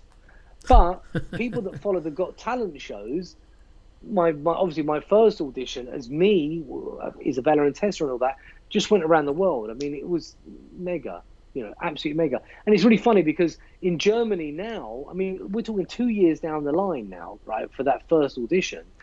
And in Germany, I got this influx of followers from Germany and these messages and these people saying, "Oh, they've just done a Got Talent special on German television," which I think is called like something like Das Super Talent, which is the German thing. And they showed my audition, and it was like this, like Got Talent from around the world. Wow. And they showed my audition, and then people go, "Oh my God!" And so I get all these messages coming through. So it's like, even though it's 2 years down the line, there are some people that are watching it for the first time.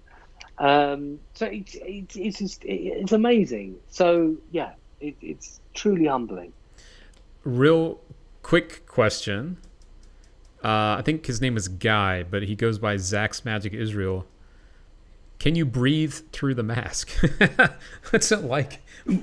Yes, I can. Yeah, no, it's a challenge. Yeah. You can breathe. Now, the mask behind me here. So, this is the original X mask. Wow. Okay, so this is the mask. I've got a couple of these masks, but this is the one that I wore in the audition. I wore it in all of the shows and on AGT Champions as well. This is the mask that I wore the whole way through. Wow. The other side of this mask looks like this. Wow. So it is beaten up. It is, and you can see through the eyes there. If I kind of, hang on a minute, let me angle that. What's the best way? There you go. That's it. Dude. So you can see through the eyes and stuff like that. But it's actually got material that kind of blacks out the mouth and the nostrils. Yeah. And that is the X mask. It's kind of you've got like a marking on it as well. But yeah, so that's the original mask, and each mask takes me probably about maybe 6 hours to make, thereabouts. Wow. Not that long, but from start to finish, because it has a number of coats of paint. I carve a pattern in the face of X as well, and just putting all the components together. So it's that's X. He's in the right place. Sorry, just make sure he's in view. Otherwise, he gets annoyed if he's not on camera. But yeah, so you can breathe through it. If ever there was I desperately want to do this, because now in the UK it's become compulsory to wear masks when you go shopping, because obviously the crazy. Gosh. So it's compulsory. So in my head I'm thinking, if ever there was a time that X needs to go shopping for the groceries, it's now, right? And that's going to be a great Instagram post, right? X buying his cornflakes. I'm not going to be frowned upon. People will go, wow, that guy's really going the extra mile to protect everyone, with the mask. So, So I can breathe in it. I don't know why it took me so long to figure that out. Yeah, we have to wear masks here as well in the States. It's okay. Wow. I need to get these mass produced, right, so that everyone can wear this. It would be... Maybe a collaborate Murphy's Magic, Spelmann, X masks. It would be like the what was the movie? Was it V, where they were all wearing V for Vendetta. It would end up being like that, absolutely. But with the X. So instead of V, it's now it's there X. You go. Exactly.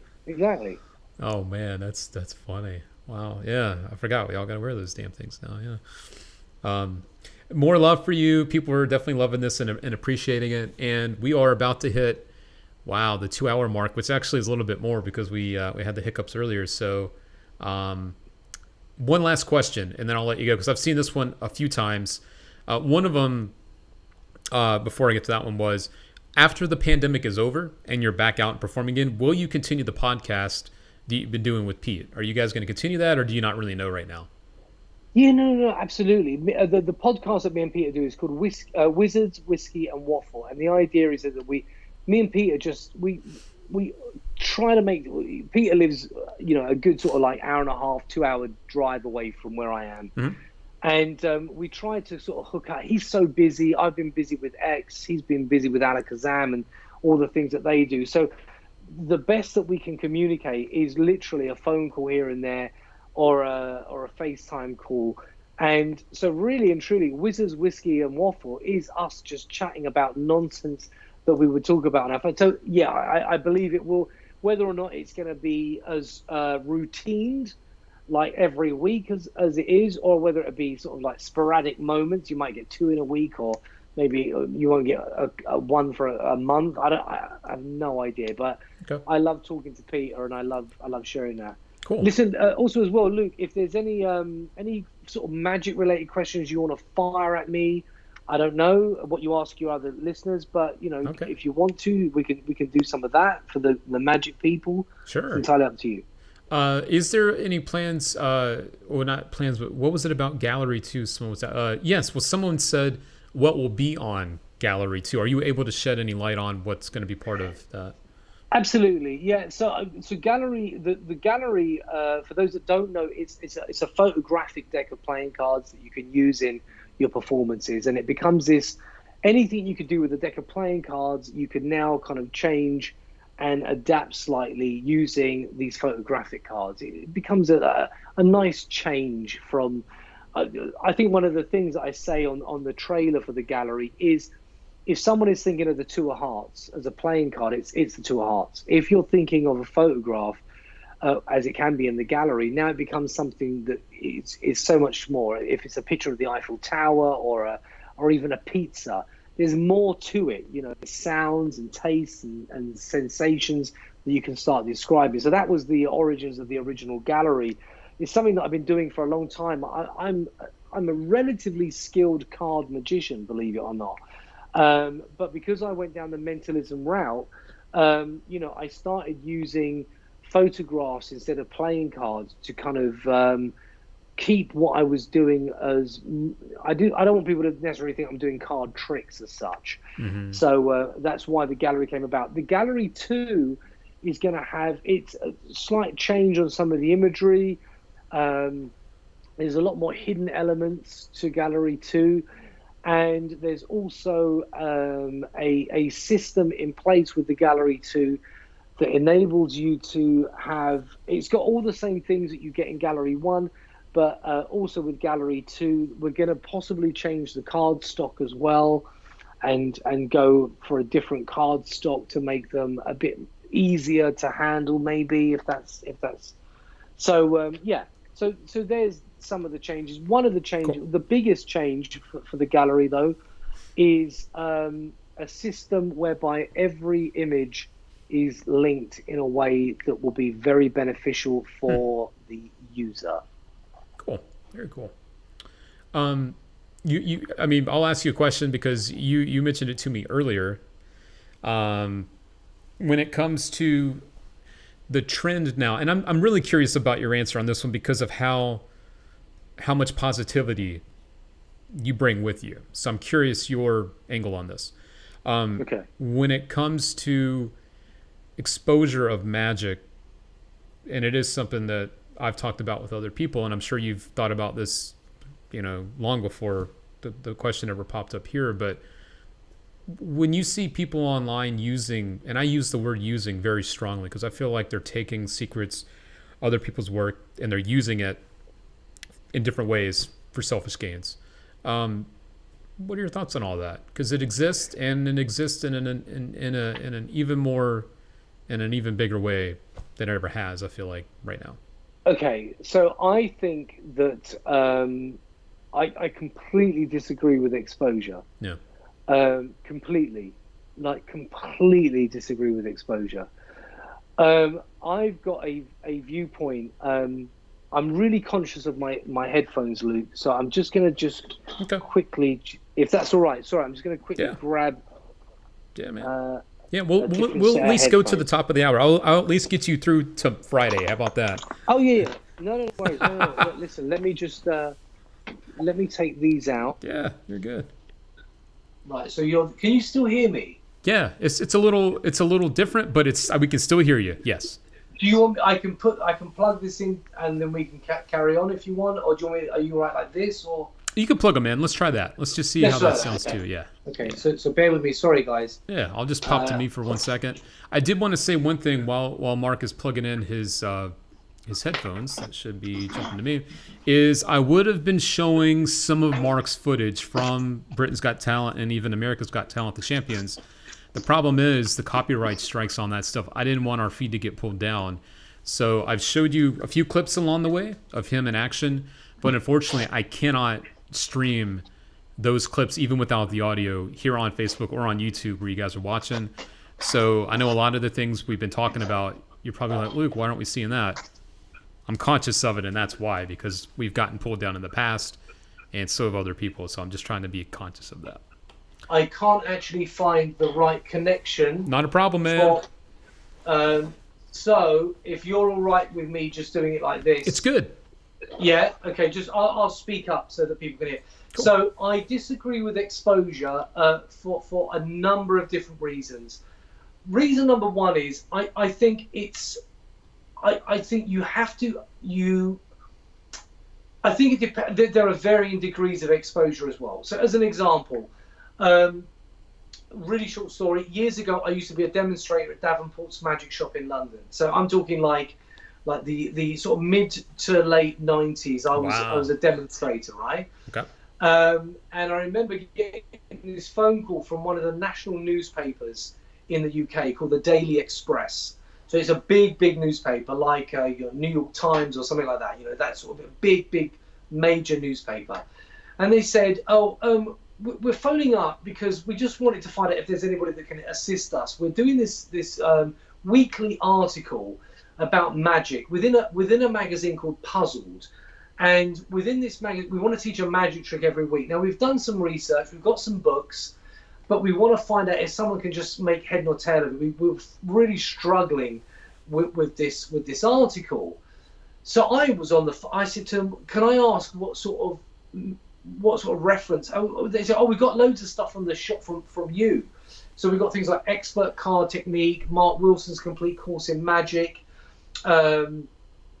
just other illusion books. They read this stuff out, Bobo's Modern Coin Magic, and magicians who understand will hear me say these titles and go, oh my God, right, okay.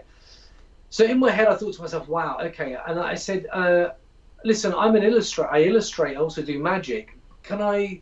And they said, oh my God, could you come in? So I went, yeah, no problem. Of course I can. So I ended up having an interview with the Express newspaper back in like 1998. And they said, look, we can't make head nor tail of this stuff. Mm-hmm. They brought these books. I said, can I see your reference material? Brought these books out. And in my head, I'm thinking to myself, you cannot put any of this stuff into a newspaper.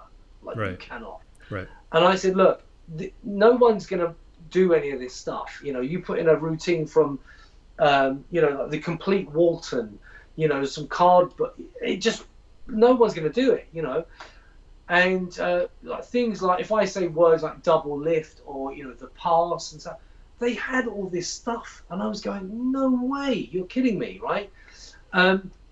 So I said, look, I will do this article. I'll assist you with this article. I'll illustrate it for you, but I get 100% control. And they said, okay, great. So I ended up taking on this article, and I taught things in this article. So this is interesting about exposure, because some people can say, he exposed magic. Yeah. But I'll give you one of the examples of the magic trick that I exposed. When you've got three matchboxes on a table, mm-hmm. and you pick it up and you shake it, say, like, this one's got the matches in it. Oh, yeah. And you do like a Monty with the matchboxes, but really and truly you've got one in your sleeve that's got the matches in it, and none of them have matches in it, right? Mm-hmm. So that was the extent of I really went, right, we're going to do silly betches and kind of like, that kind of stuff. So I believe mild exposure that is fun, like a guy called Paul Zenon, a very sort of popular magician in the UK, has got a book that is like 100 ways to win a tenner, like £10, $10. Mm-hmm.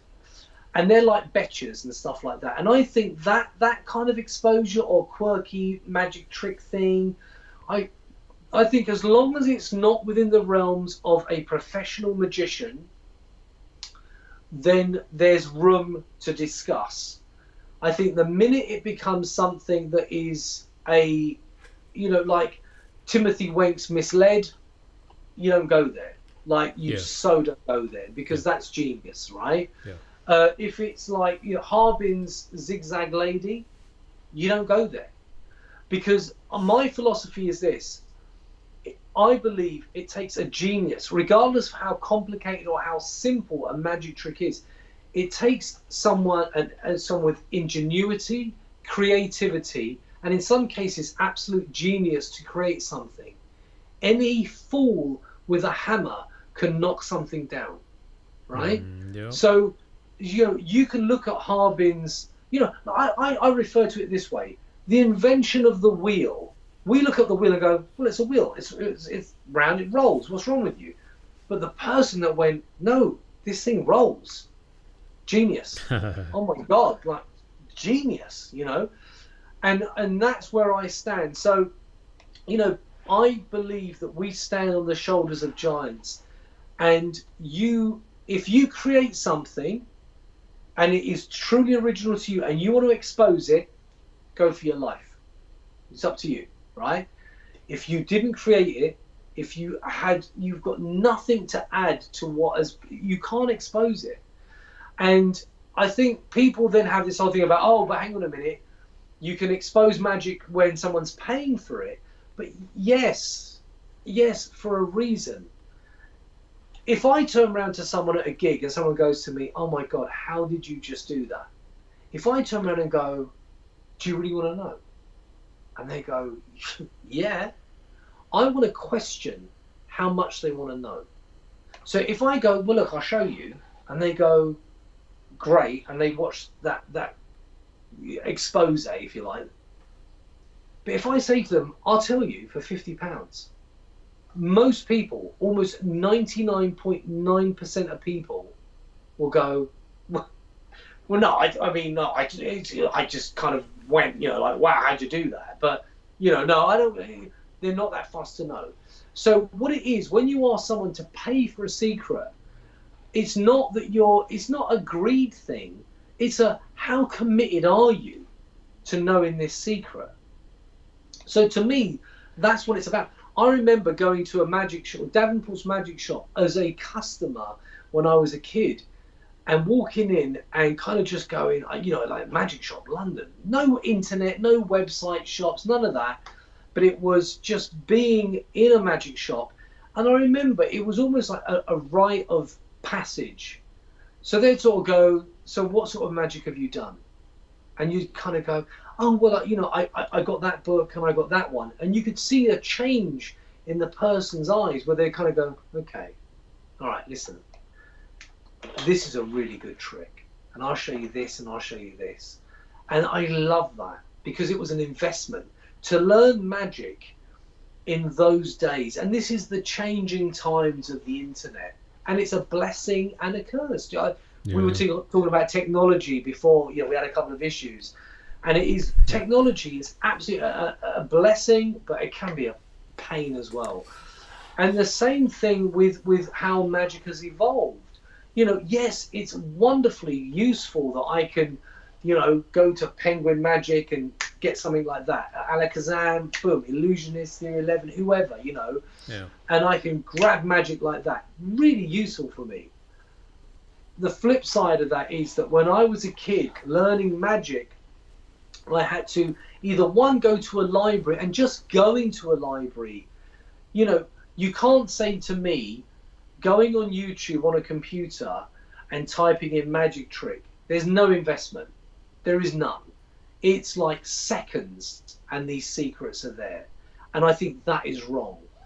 Whereas myself as a kid, if I went to a library, which I did do, and sat in the corner grabbing the library books out and kind of, reading, taking the library books from the library, going home and practicing these tricks, there's an investment of my time, patience and study that is going to be the factor of whether or not I am serious about learning magic.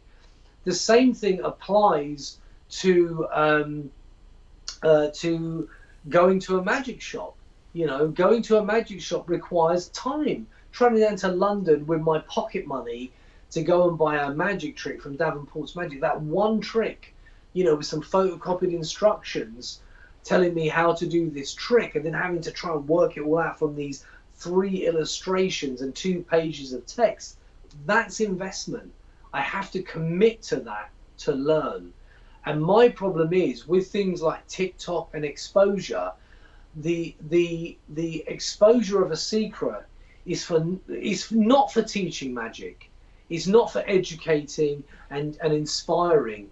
It's to get a follow. Yeah. And if it's to get a follow or to get a like or to get a view, then to me, listen, that's, someone like Zach King does fantastic, amazing special effects magic. Learn to do that. Do that instead.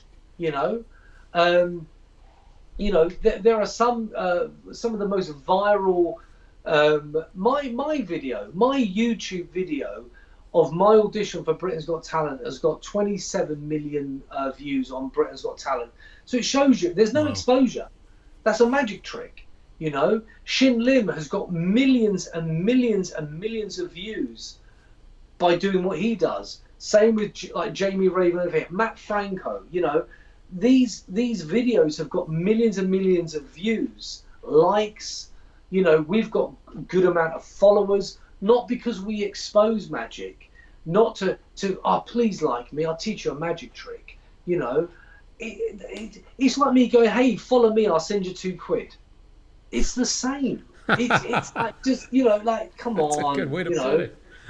you know, Neil Henry, you know, is way more popular on social media than I am. Like, way more popular.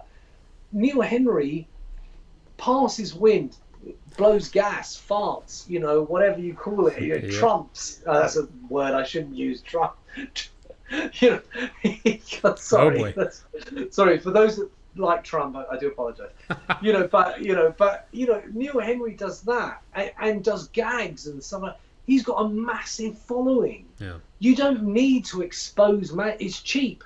And you know what? I think it's disrespectful. Yeah. So as an example, I remember David Copperfield doing Timothy Wank, and I use this as an example. Timothy Wank's Misled on one of his specials, and I remember sitting there watching him push his pencil through a note, and my brain just going, I need to understand this. And I remember reverse engineering it, watching it back again and again and again. And Timothy Wank hadn't released the effect. It wasn't available because, you know, David Copperfield buys the rights to it for like 2 years. You can't put it out. You can't, you know, it's like that's his trick for that moment. And I remember I made exactly how it works, and you'll know how it works, out of like beer cans. Right, I got beer, I flat and made this thing, and I went, oh my god, that's it. Thought I was a genius, and then I thought, wow, I'm the only other guy that can do this effect apart from Timothy Wank and David Copperfield. And then I started working at Davenport's, and Betty Davenport, the owner of Davenport's, went, oh Mark, we've just got these in. Timothy Wank's Misled. I was like, oh my god, I just spent 3 months building this thing. It's funny. But my point is that to think like that, to create that effect is genius. You know, cigarette through coin and stuff like that. You know, it's the engineering, the you know, even like a card, you know, a simple card trick. You know, it's genius. Don't you dare. To me, one of the greatest gimmicks that we have in magic. I'm just going to do a thumbs up to you, Luke. You know, just because you're doing a good job. But one of the greatest gimmicks that can be used in mentalism, magic, you know, in card magic, coin magic, you know, it can be used in every facet of magic. Can be used, right? But it's one of the most exposed, and I hate that. Like. Don't, oh God, if someone said to me, you can take one gimmick with you onto a desert island, one gimmick. That's it. That's How you doing? That's it. Honestly, I swear, that is it. That's what I would take, because there's the amount of things I can do with it. And so I sorry, long answer, but hopefully that conveys my, it's disrespectful. Yeah. These people, the shoulders of giants, I say this all the time, these books, and I don't have an extensive I've got a good library. I give a lot of my magic books away to other magicians, a couple of really good friends of mine, because you know they are just so into their coin magic, and so like some real collector's items I give away because I just got to study it, you know, learn it. Because Simon was like that with me with the books of illusion and stuff like that in my early days. But you know, I've got these books here, and there's absolute genius in these books. And I'll tell you something, I won't use any of these principles until I've mastered them, right? I won't discredit these giants that are no longer with us. You know, I won't discredit them by using any of the material until I've mastered it, until I can give it the justice and do it the justice it deserves, because it is genius. And to use that for a like, for a follow, to kind of have a quirky moment on TikTok or whatever, I think is disrespectful. You're disrespecting that creator. And if you would come up with something as genius as that, I promise you, you wouldn't, it would kill you to know that it's been disrespected in that way. That's what I was going to say when you were speaking about the other stuff, is the people doing it are not the people that are creating their own material, because it's not an easy thing to do. Like you said earlier about knocking down a wall, it takes a while to build it. It takes a second to crush it. Same thing with magic. It could take you years. And I've been working on one of my own tricks for like 10 years now, if not more. I just haven't done anything with it yet, you know? But it would only take a matter of minutes, maybe seconds, to expose the concept and the secret. And that's the easy part. That's the cheap part. As Stefan over on YouTube says, exposure is just the cheap and easy way. And I think that's it. It's just a quick and easy way to get some attention that's pretty fleeting. It's not, there's no longevity to any of that. You know what? One of the most viral magic clips I think of recent times is Justin Flom doing essentially Sam the Bellhop, but to music, and what a great idea! What a brilliant idea! He's taken an absolute classic of magic, Sam the Bellhop, which is brilliant, an absolute classic piece of card magic. He's put his twist on it, and just with a simplistic bit of creativity, but clever, he's been on so many TV programs because of that clip. And that's where you think to yourself, just apply yourself. Just apply yourself. And I know some amazing creators that are not performers. I know some amazing performers that are not creators. So if you're not a creator of magic, then just hone your performance. Don't be cheap. Don't expose it. Don't. Who are you pleasing? It's like, it's selfish, Mark. That's what it is. They're pleasing themselves by getting something in return, and But you know what? I mean, like, I'll give you an example. Like, I've got a reasonable following on Instagram. I've got a reasonable following on Instagram as X. Yeah. But my only real connection, following numbers really don't mean that much, Me and Pete were having a discussion the other day, just saying, you could have 2 million followers, or you could have 5,000 followers. But if you have got 5,000 followers and you're engaged with those 5,000 people, and you've got 2 million followers, but you barely engage with any of them, then it's better to have the 5,000 that you engage with. Do you know what I mean? As opposed to anyone can have loads of numbers and views and all that, but what does it mean? Like, I've got this many views on that video. That's doing really well for me. Okay. Yeah. Good. It's a game, and unfortunately it's a game that people look at and see the activity, and I think the problem is when they see what can happen when you can get viral views, it only inspires people to do that because they want the same thing, But then just be good at, and the irony is some of these people that are on, I'm on TikTok, so I don't really do much on TikTok, but I'm on TikTok. But, when I look at some of the magicians that are on TikTok that are doing exposure, here you go, perfect example, Magic Singh. You had him on last week, right? Yep. And Magic Singh has got a great following. I mean, he's got. Obviously we're all suffering at the moment, but he's got a career that's really working for him. He's one of the nicest guys you'll ever meet, and doesn't expose. He does compelling, clever, themed pieces of magic. Nothing that most of us could do it by the trick. But what Magic Singh has got is one. He's got his persona, which is likable. Mm-hmm. And if we all work at it, we can all try and have a persona that's likable, just be nice, And he kind of thinks, right, like his magic-themed magic tricks. Great. Christmas is coming. Let's do some magic themed around around Christmas. Clever. Really good. But anyone can do that.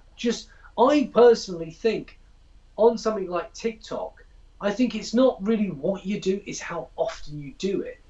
And there's loads of magic tricks. I mean, Magic Sing's a prime example. You know, look at his channel on TikTok. He's got so many magic tricks on there, but he doesn't expose. He just does lovely, cool pieces of magic that's within the realms of all of us. You know, he's not, you know, like you. Sometimes you watch something like Eric Chen or Shin Lim, and you kind of go, yeah, okay, I'm not sure I could do any of that stuff really, but you know, there is magic that is accessible, and a lot of the things that someone like a Magic Sing will do, a lot of the things that I do are accessible and you can do. Yeah. So, you know, I just think to myself, it's so lazy to go for the exposure, and I would rather be respected as an artist or an entertainer than an exposer. What do? Well, I take what other people have spent years creating and I diminish it and knock it down in seconds so that other people will like me. That's what you're doing. Is that what you really want? No. Really? Is that what you want? If you want people to like you, be nice. You know, there are people that are on TikTok. There's this one lady in Australia, and I really want to send her a message. She's like a self-help guru kind of thing. Her posts on TikTok are brilliant. No magic, nothing like that.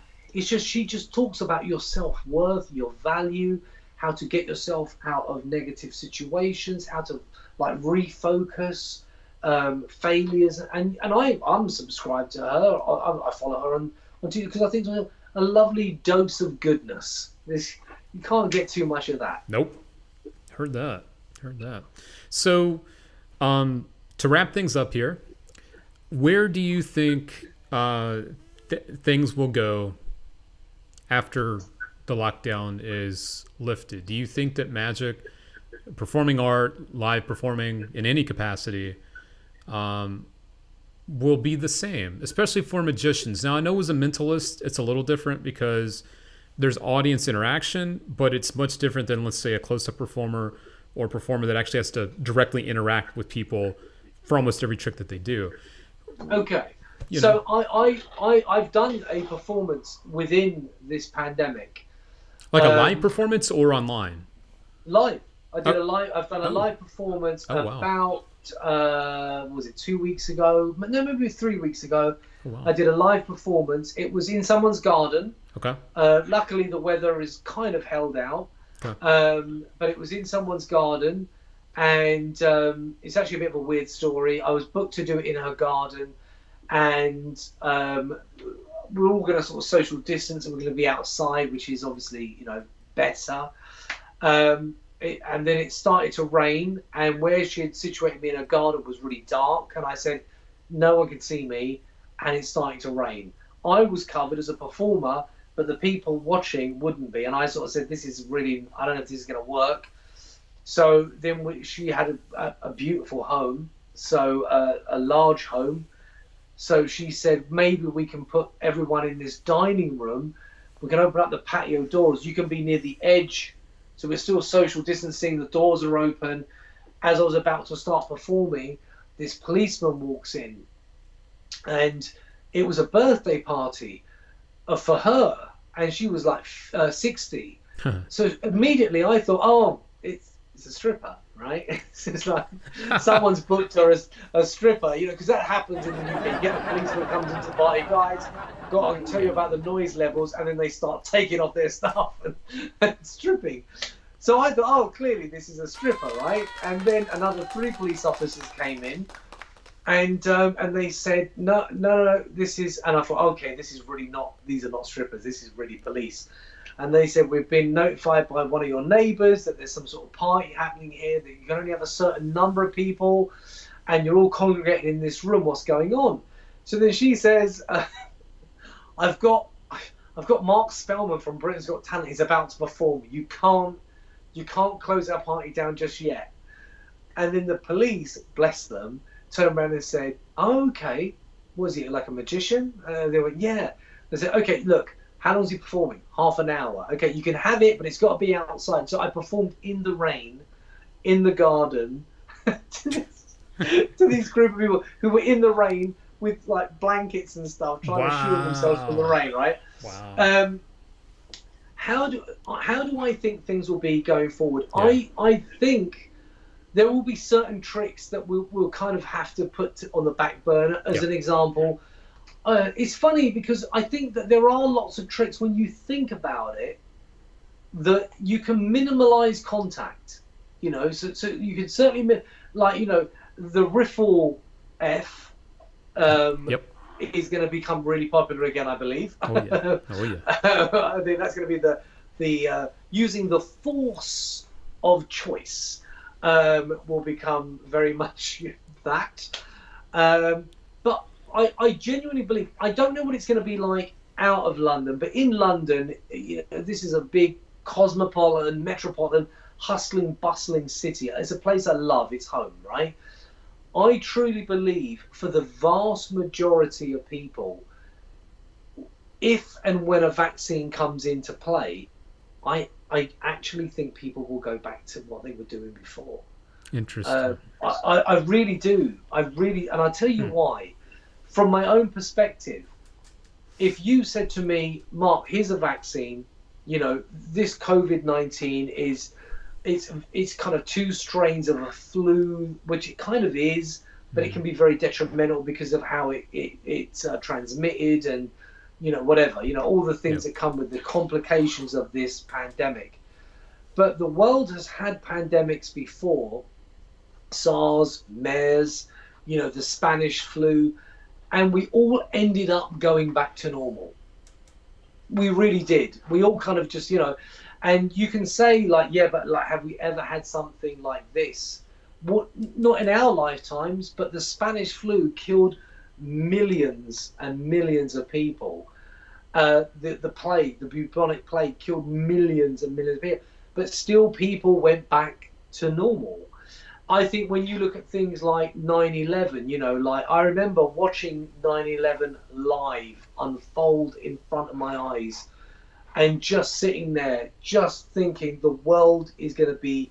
And I guess, obviously, our airport security is different. Oh, there yeah. There have been wars, yeah. And, our airport security is definitely different. Yeah. But I think fundamentally... we've had some terrible terrorist attacks in London with, on London Bridge, people driving into people and stuff like that. They've had it in France, terrible things that have happened, but we momentarily go into shock, and things change a bit. There are changes, like if you go down to the bridges in London, you'll see there's these bollards that prevent people from driving vehicles onto the bridges, onto the pavement areas and things like that. But fundamentally, as human beings, we go back to how we were. And I think that once a vaccine is in place, which I do think will happen, it will come. There are some very, very clever people in this world. When, I don't know. Would I take it? Yes, I would. I would. I'd rather risk my chances with a vaccine than risk my chances. I'm 48, so I'm sort of heading towards middle age. I guess I am middle age, actually, so... I'd rather risk my chances with something that is known and maybe proven and scientifically tested than something that is just this random thing that's attacking people's, immune systems, breathing, their lungs and everything else. So I do think it would go back to being what it was before. There might be some changes. And as I say, some tricks, I think things like from card from mouth, getting people to... take the card that you've just regurgitated out of your mouth might not happen so much. French Kiss by Wayne Houchin, which is a massively popular trick in so many magicians' arsenals. I've never done it. I think it's a great trick. I've not done it because everyone does. But again, that close proximity might be something that doesn't really work for a while. But I do think that we will kind of go back to... It'll be... God, that thing of 2020, what was that all about? A bit weird, wasn't it? That's my hope anyway. I kind of, I think we should all be a bit more careful. I do think we should be careful as human beings, it's funny because as you approach middle age, like I am now, I sort of look at what I eat and kind of the foods that I have, and Yeah. I've got a little daughter. I'm an older dad, so we kind of become. We realise that immortality is not there really. We're not immortal, which I think we can have in our 20s. It's like, we're gonna go on forever, So so that's my viewpoint. I think performances really, magicians, mentalists, on-stage mentalists, and illusionists haven't got to worry about a thing as long as they, their acts technically are quite passive. As long as you've got an audience to watch, you're okay, and as long as you kind of in your bubble with your assistants or whatever. I mean, manipulation acts are if my piece of advice to any person in magic, start doing a manipulation act, because you don't need anyone to take anything, you don't need any assistance, you can be on stage on your own. There you go. Or take up stand-up comedy. There you go. That's the one. Become a stand-up comedian, because you can stand on the middle of a stage away from everyone, no interactions whatsoever, and do your thing. Yeah, it's definitely interesting times. I know Vegas, no shows, Strip's kind of in a weird spot. It's just a really weird time for all of us, and as magicians, it's been interesting to see people kind of pivoting to do virtual shows. Have you done any yourself? Have you? I've done a couple of virtual shows, and you kind of you do what you've got to do. You know what I mean? People do need entertainment in this time. Can you imagine? Like, I used to sort of perform at a lot of corporate events back in the day. A few months back, and some of the performances, you'd sort of do these corporate companies, and they'd have 2 days of conferencing with PowerPoint presentations, pie charts, and kind of sort of chats about how well the business has done over the last year for 2 days, and they'd have that one bit of entertainment. Can you imagine doing all of that on a Zoom now? I mean, God, that must be hard. Okay, guys, welcome to the conference. Everyone zoomed in and trying to maintain that level of things. So I've done a couple. Listen, I don't think it's anyone's preferred way of performing. Of course, there are some benefits. You kind of like, for me, I've got a studio at the back of my garden, which is called the Area 50 Studio. Nice. Where I kind of do a lot of my green screen filming. It's this space. I have an office here. I've got green screen and everything everywhere else. Nice. But so obviously, sort of coming to do a 30-minute performance, down in the studio, great. I only have to dress from here down, and that's it. And then I can crack on and do my performance, and then head back. I'm finished, all done. But there is something about a live gig, an interaction with a live audience. You just, for me, you can't beat it. So I will continue to do Zoom performances. I've got some wonderful material that I use. I try and veer away from what other people are doing. I'm observant of what other people are doing, and so I deliberately try and go a slightly different route. There are some tricks that are just so good for Zoom that you have to do them. You kind of do what you got to do. I do think, as an example, you can do a McDonald's. What was you had a routine? I own it. Sorry, excuse me, it's late. My brain. It was with the Aces on Illusion. I think you put it out through Illusionist. What was the effect? Is it joke? No, you do an effect with Aces. You're doing it with Daniel Madison sitting there. It's probably my version of Daly's Last Trick, but you do it with 2 2s and 2 aces, and they all end up changing to aces at the end, something like that. There you are. Yeah, that's it, right? So that a brilliant piece of magic. Thank you. But I think something like that absolutely works on Zoom, and I think people are veering too much for this interactivity. So I think you've got to be careful with your Zoom shows, because what I do is in my Zoom performances, which I only do half an hour. I can do less, but maximum I'll do half an hour. That's it, because I think retaining, that level of, interest and through a screen is tough. And I think half an hour, leave them wanting more. But in that time, I'll do a lot of interactive stuff that I can do with the people that are zooming in.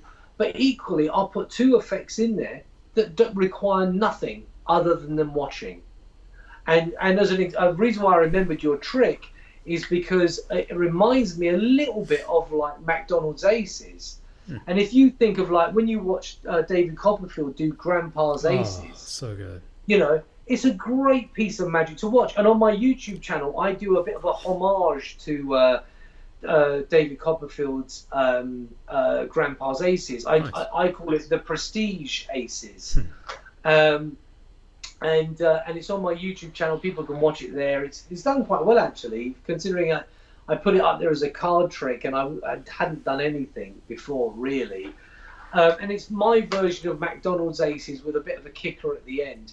But that kind of magic works with Zoom. So for anyone that is panicking, you know, you don't have to be a mentalist reading minds through Zoom. You can just do some beautiful magic that they can watch. But you just need to maybe kind of like change the dynamic of it slightly, you know. Obviously, people can't examine things as much, which in some ways can be, you know, sometimes it's good to get people to examine things, but sometimes it can be a bit of a benefit that they can't examine things as well. We can use that to our advantage, right? Well said. Yeah, absolutely. Well, we're definitely all shifting and pivoting and trying, and I guess I'll kind of leave it at that with you is, you know, stay safe yourself, you know, over there. You know, you've got a beautiful family and quite a story. And this has been, a lot of people have been saying as this has gone on, that this is one of their favorite chats that we've ever done. Obviously one of our longest, but it's been a fun ride because you have done so much for magic too. Not only do you respect it and have such a great insight on it, but you also you really have inspired a lot of people. I've even seen people here saying that your X performance inspired them to really take magic serious, you know, and it's just part of your legacy, which is a beautiful thing, man. So the last thing that I'll say, Okay. right?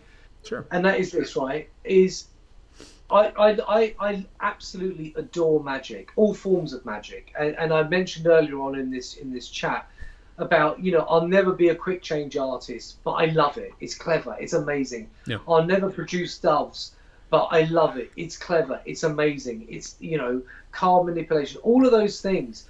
Every genre of magic. I mean, like, you know, I think children's magicians sometimes get a bit of a bad rap.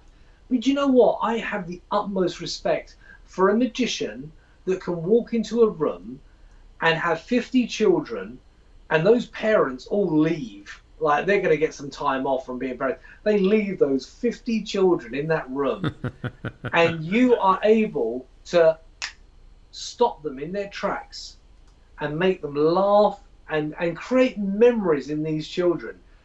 I think that's brilliant. Absolutely brilliant. So children, you know, so my love for magic is for magic in all of its shapes and forms. And I don't do all of them. I do some magic.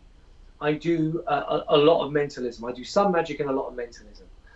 But what I would say to anybody, and even the people that are thinking of exposing magic on their social media, the minute you expose magic, the secret of a magic trick, you kill the magic. You really do. And I always say this when someone asks me, and it's a knee-jerk question you get when you perform, and that is, you get people that say things like, "Oh my God, that's amazing!" Like, honestly, I mean, like, how do you do that? And you know, there's those clever lines that I could tell you, but I'd have to kill you. Yep. So can I. I never use those. What I do is I say this. I say two things, and I'm talking to you as a human being, right? One, if I were to tell you what, we haven't got the time, right? But I promise you this: if I told you, there would be two reactions, possibly both. One would be, "Sorry, you've completely lost me. I have no idea what you're talking about." Or two, "Is that it?" Oh. Yep. But the most important thing I say to people is, do you remember the moment you found out Father Christmas didn't exist? Do you remember that moment? I do. Were you glad when you found out that Father Christmas didn't exist? No one is. No one's ever goes, "Ah, thanks, you've cleared that mystery up, so he doesn't exist."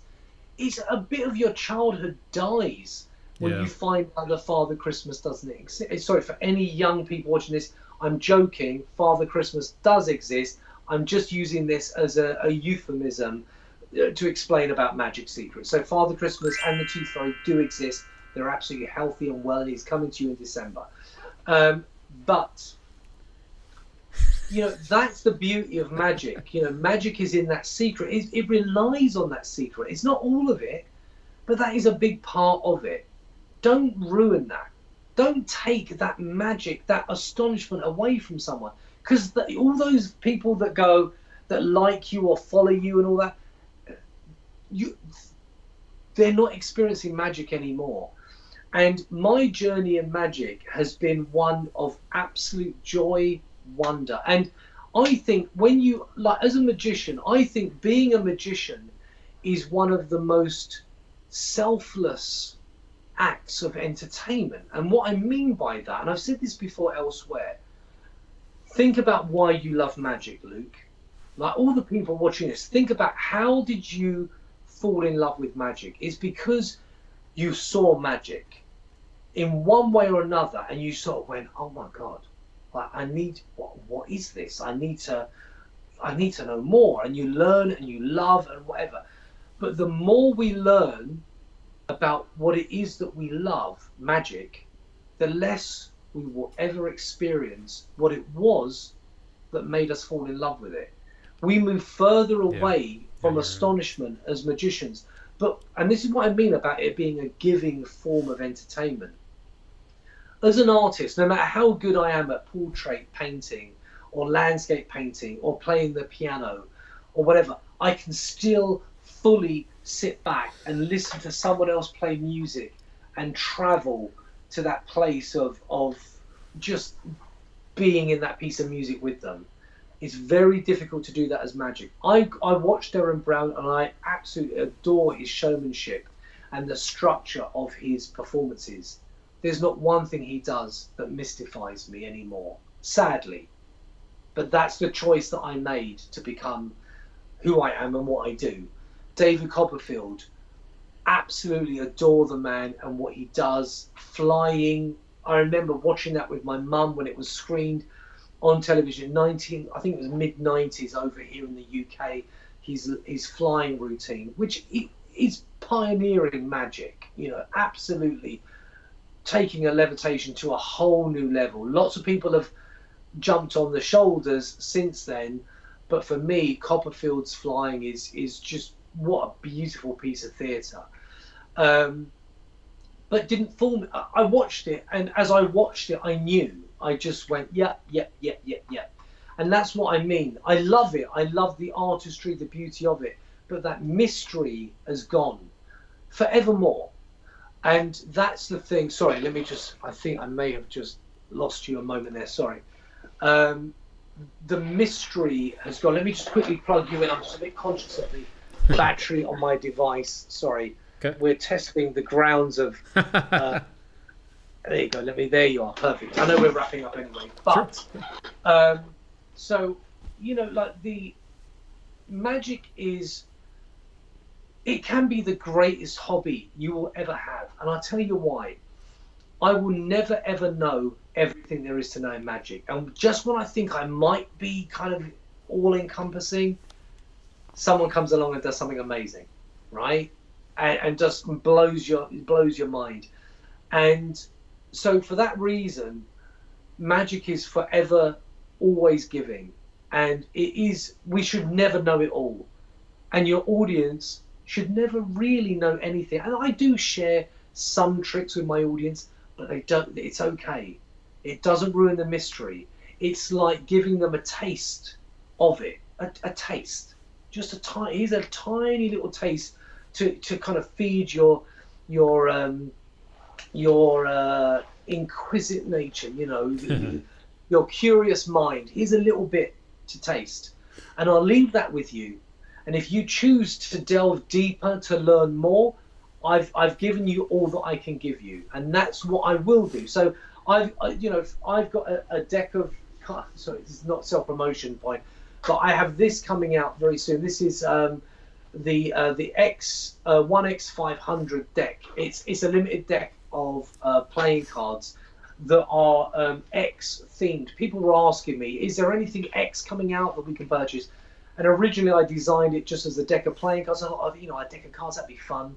And then I ended up doing a tutorial with it to teach you how to do some simple card magic with the things. Now, I teach some simple stuff. So the most you're ever going to get on there, if I said to you crosscut and Hindu, you'll get those on there.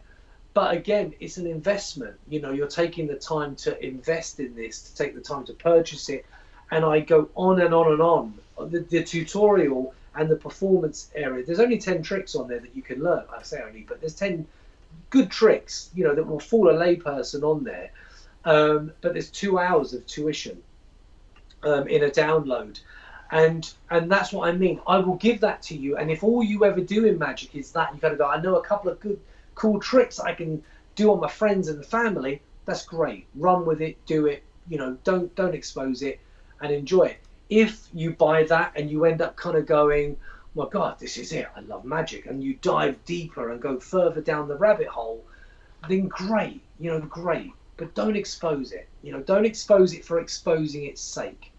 Only ever expose, and I think there's, you know, it's interesting the terminology that we use. I think there's teaching magic and there's exposing magic.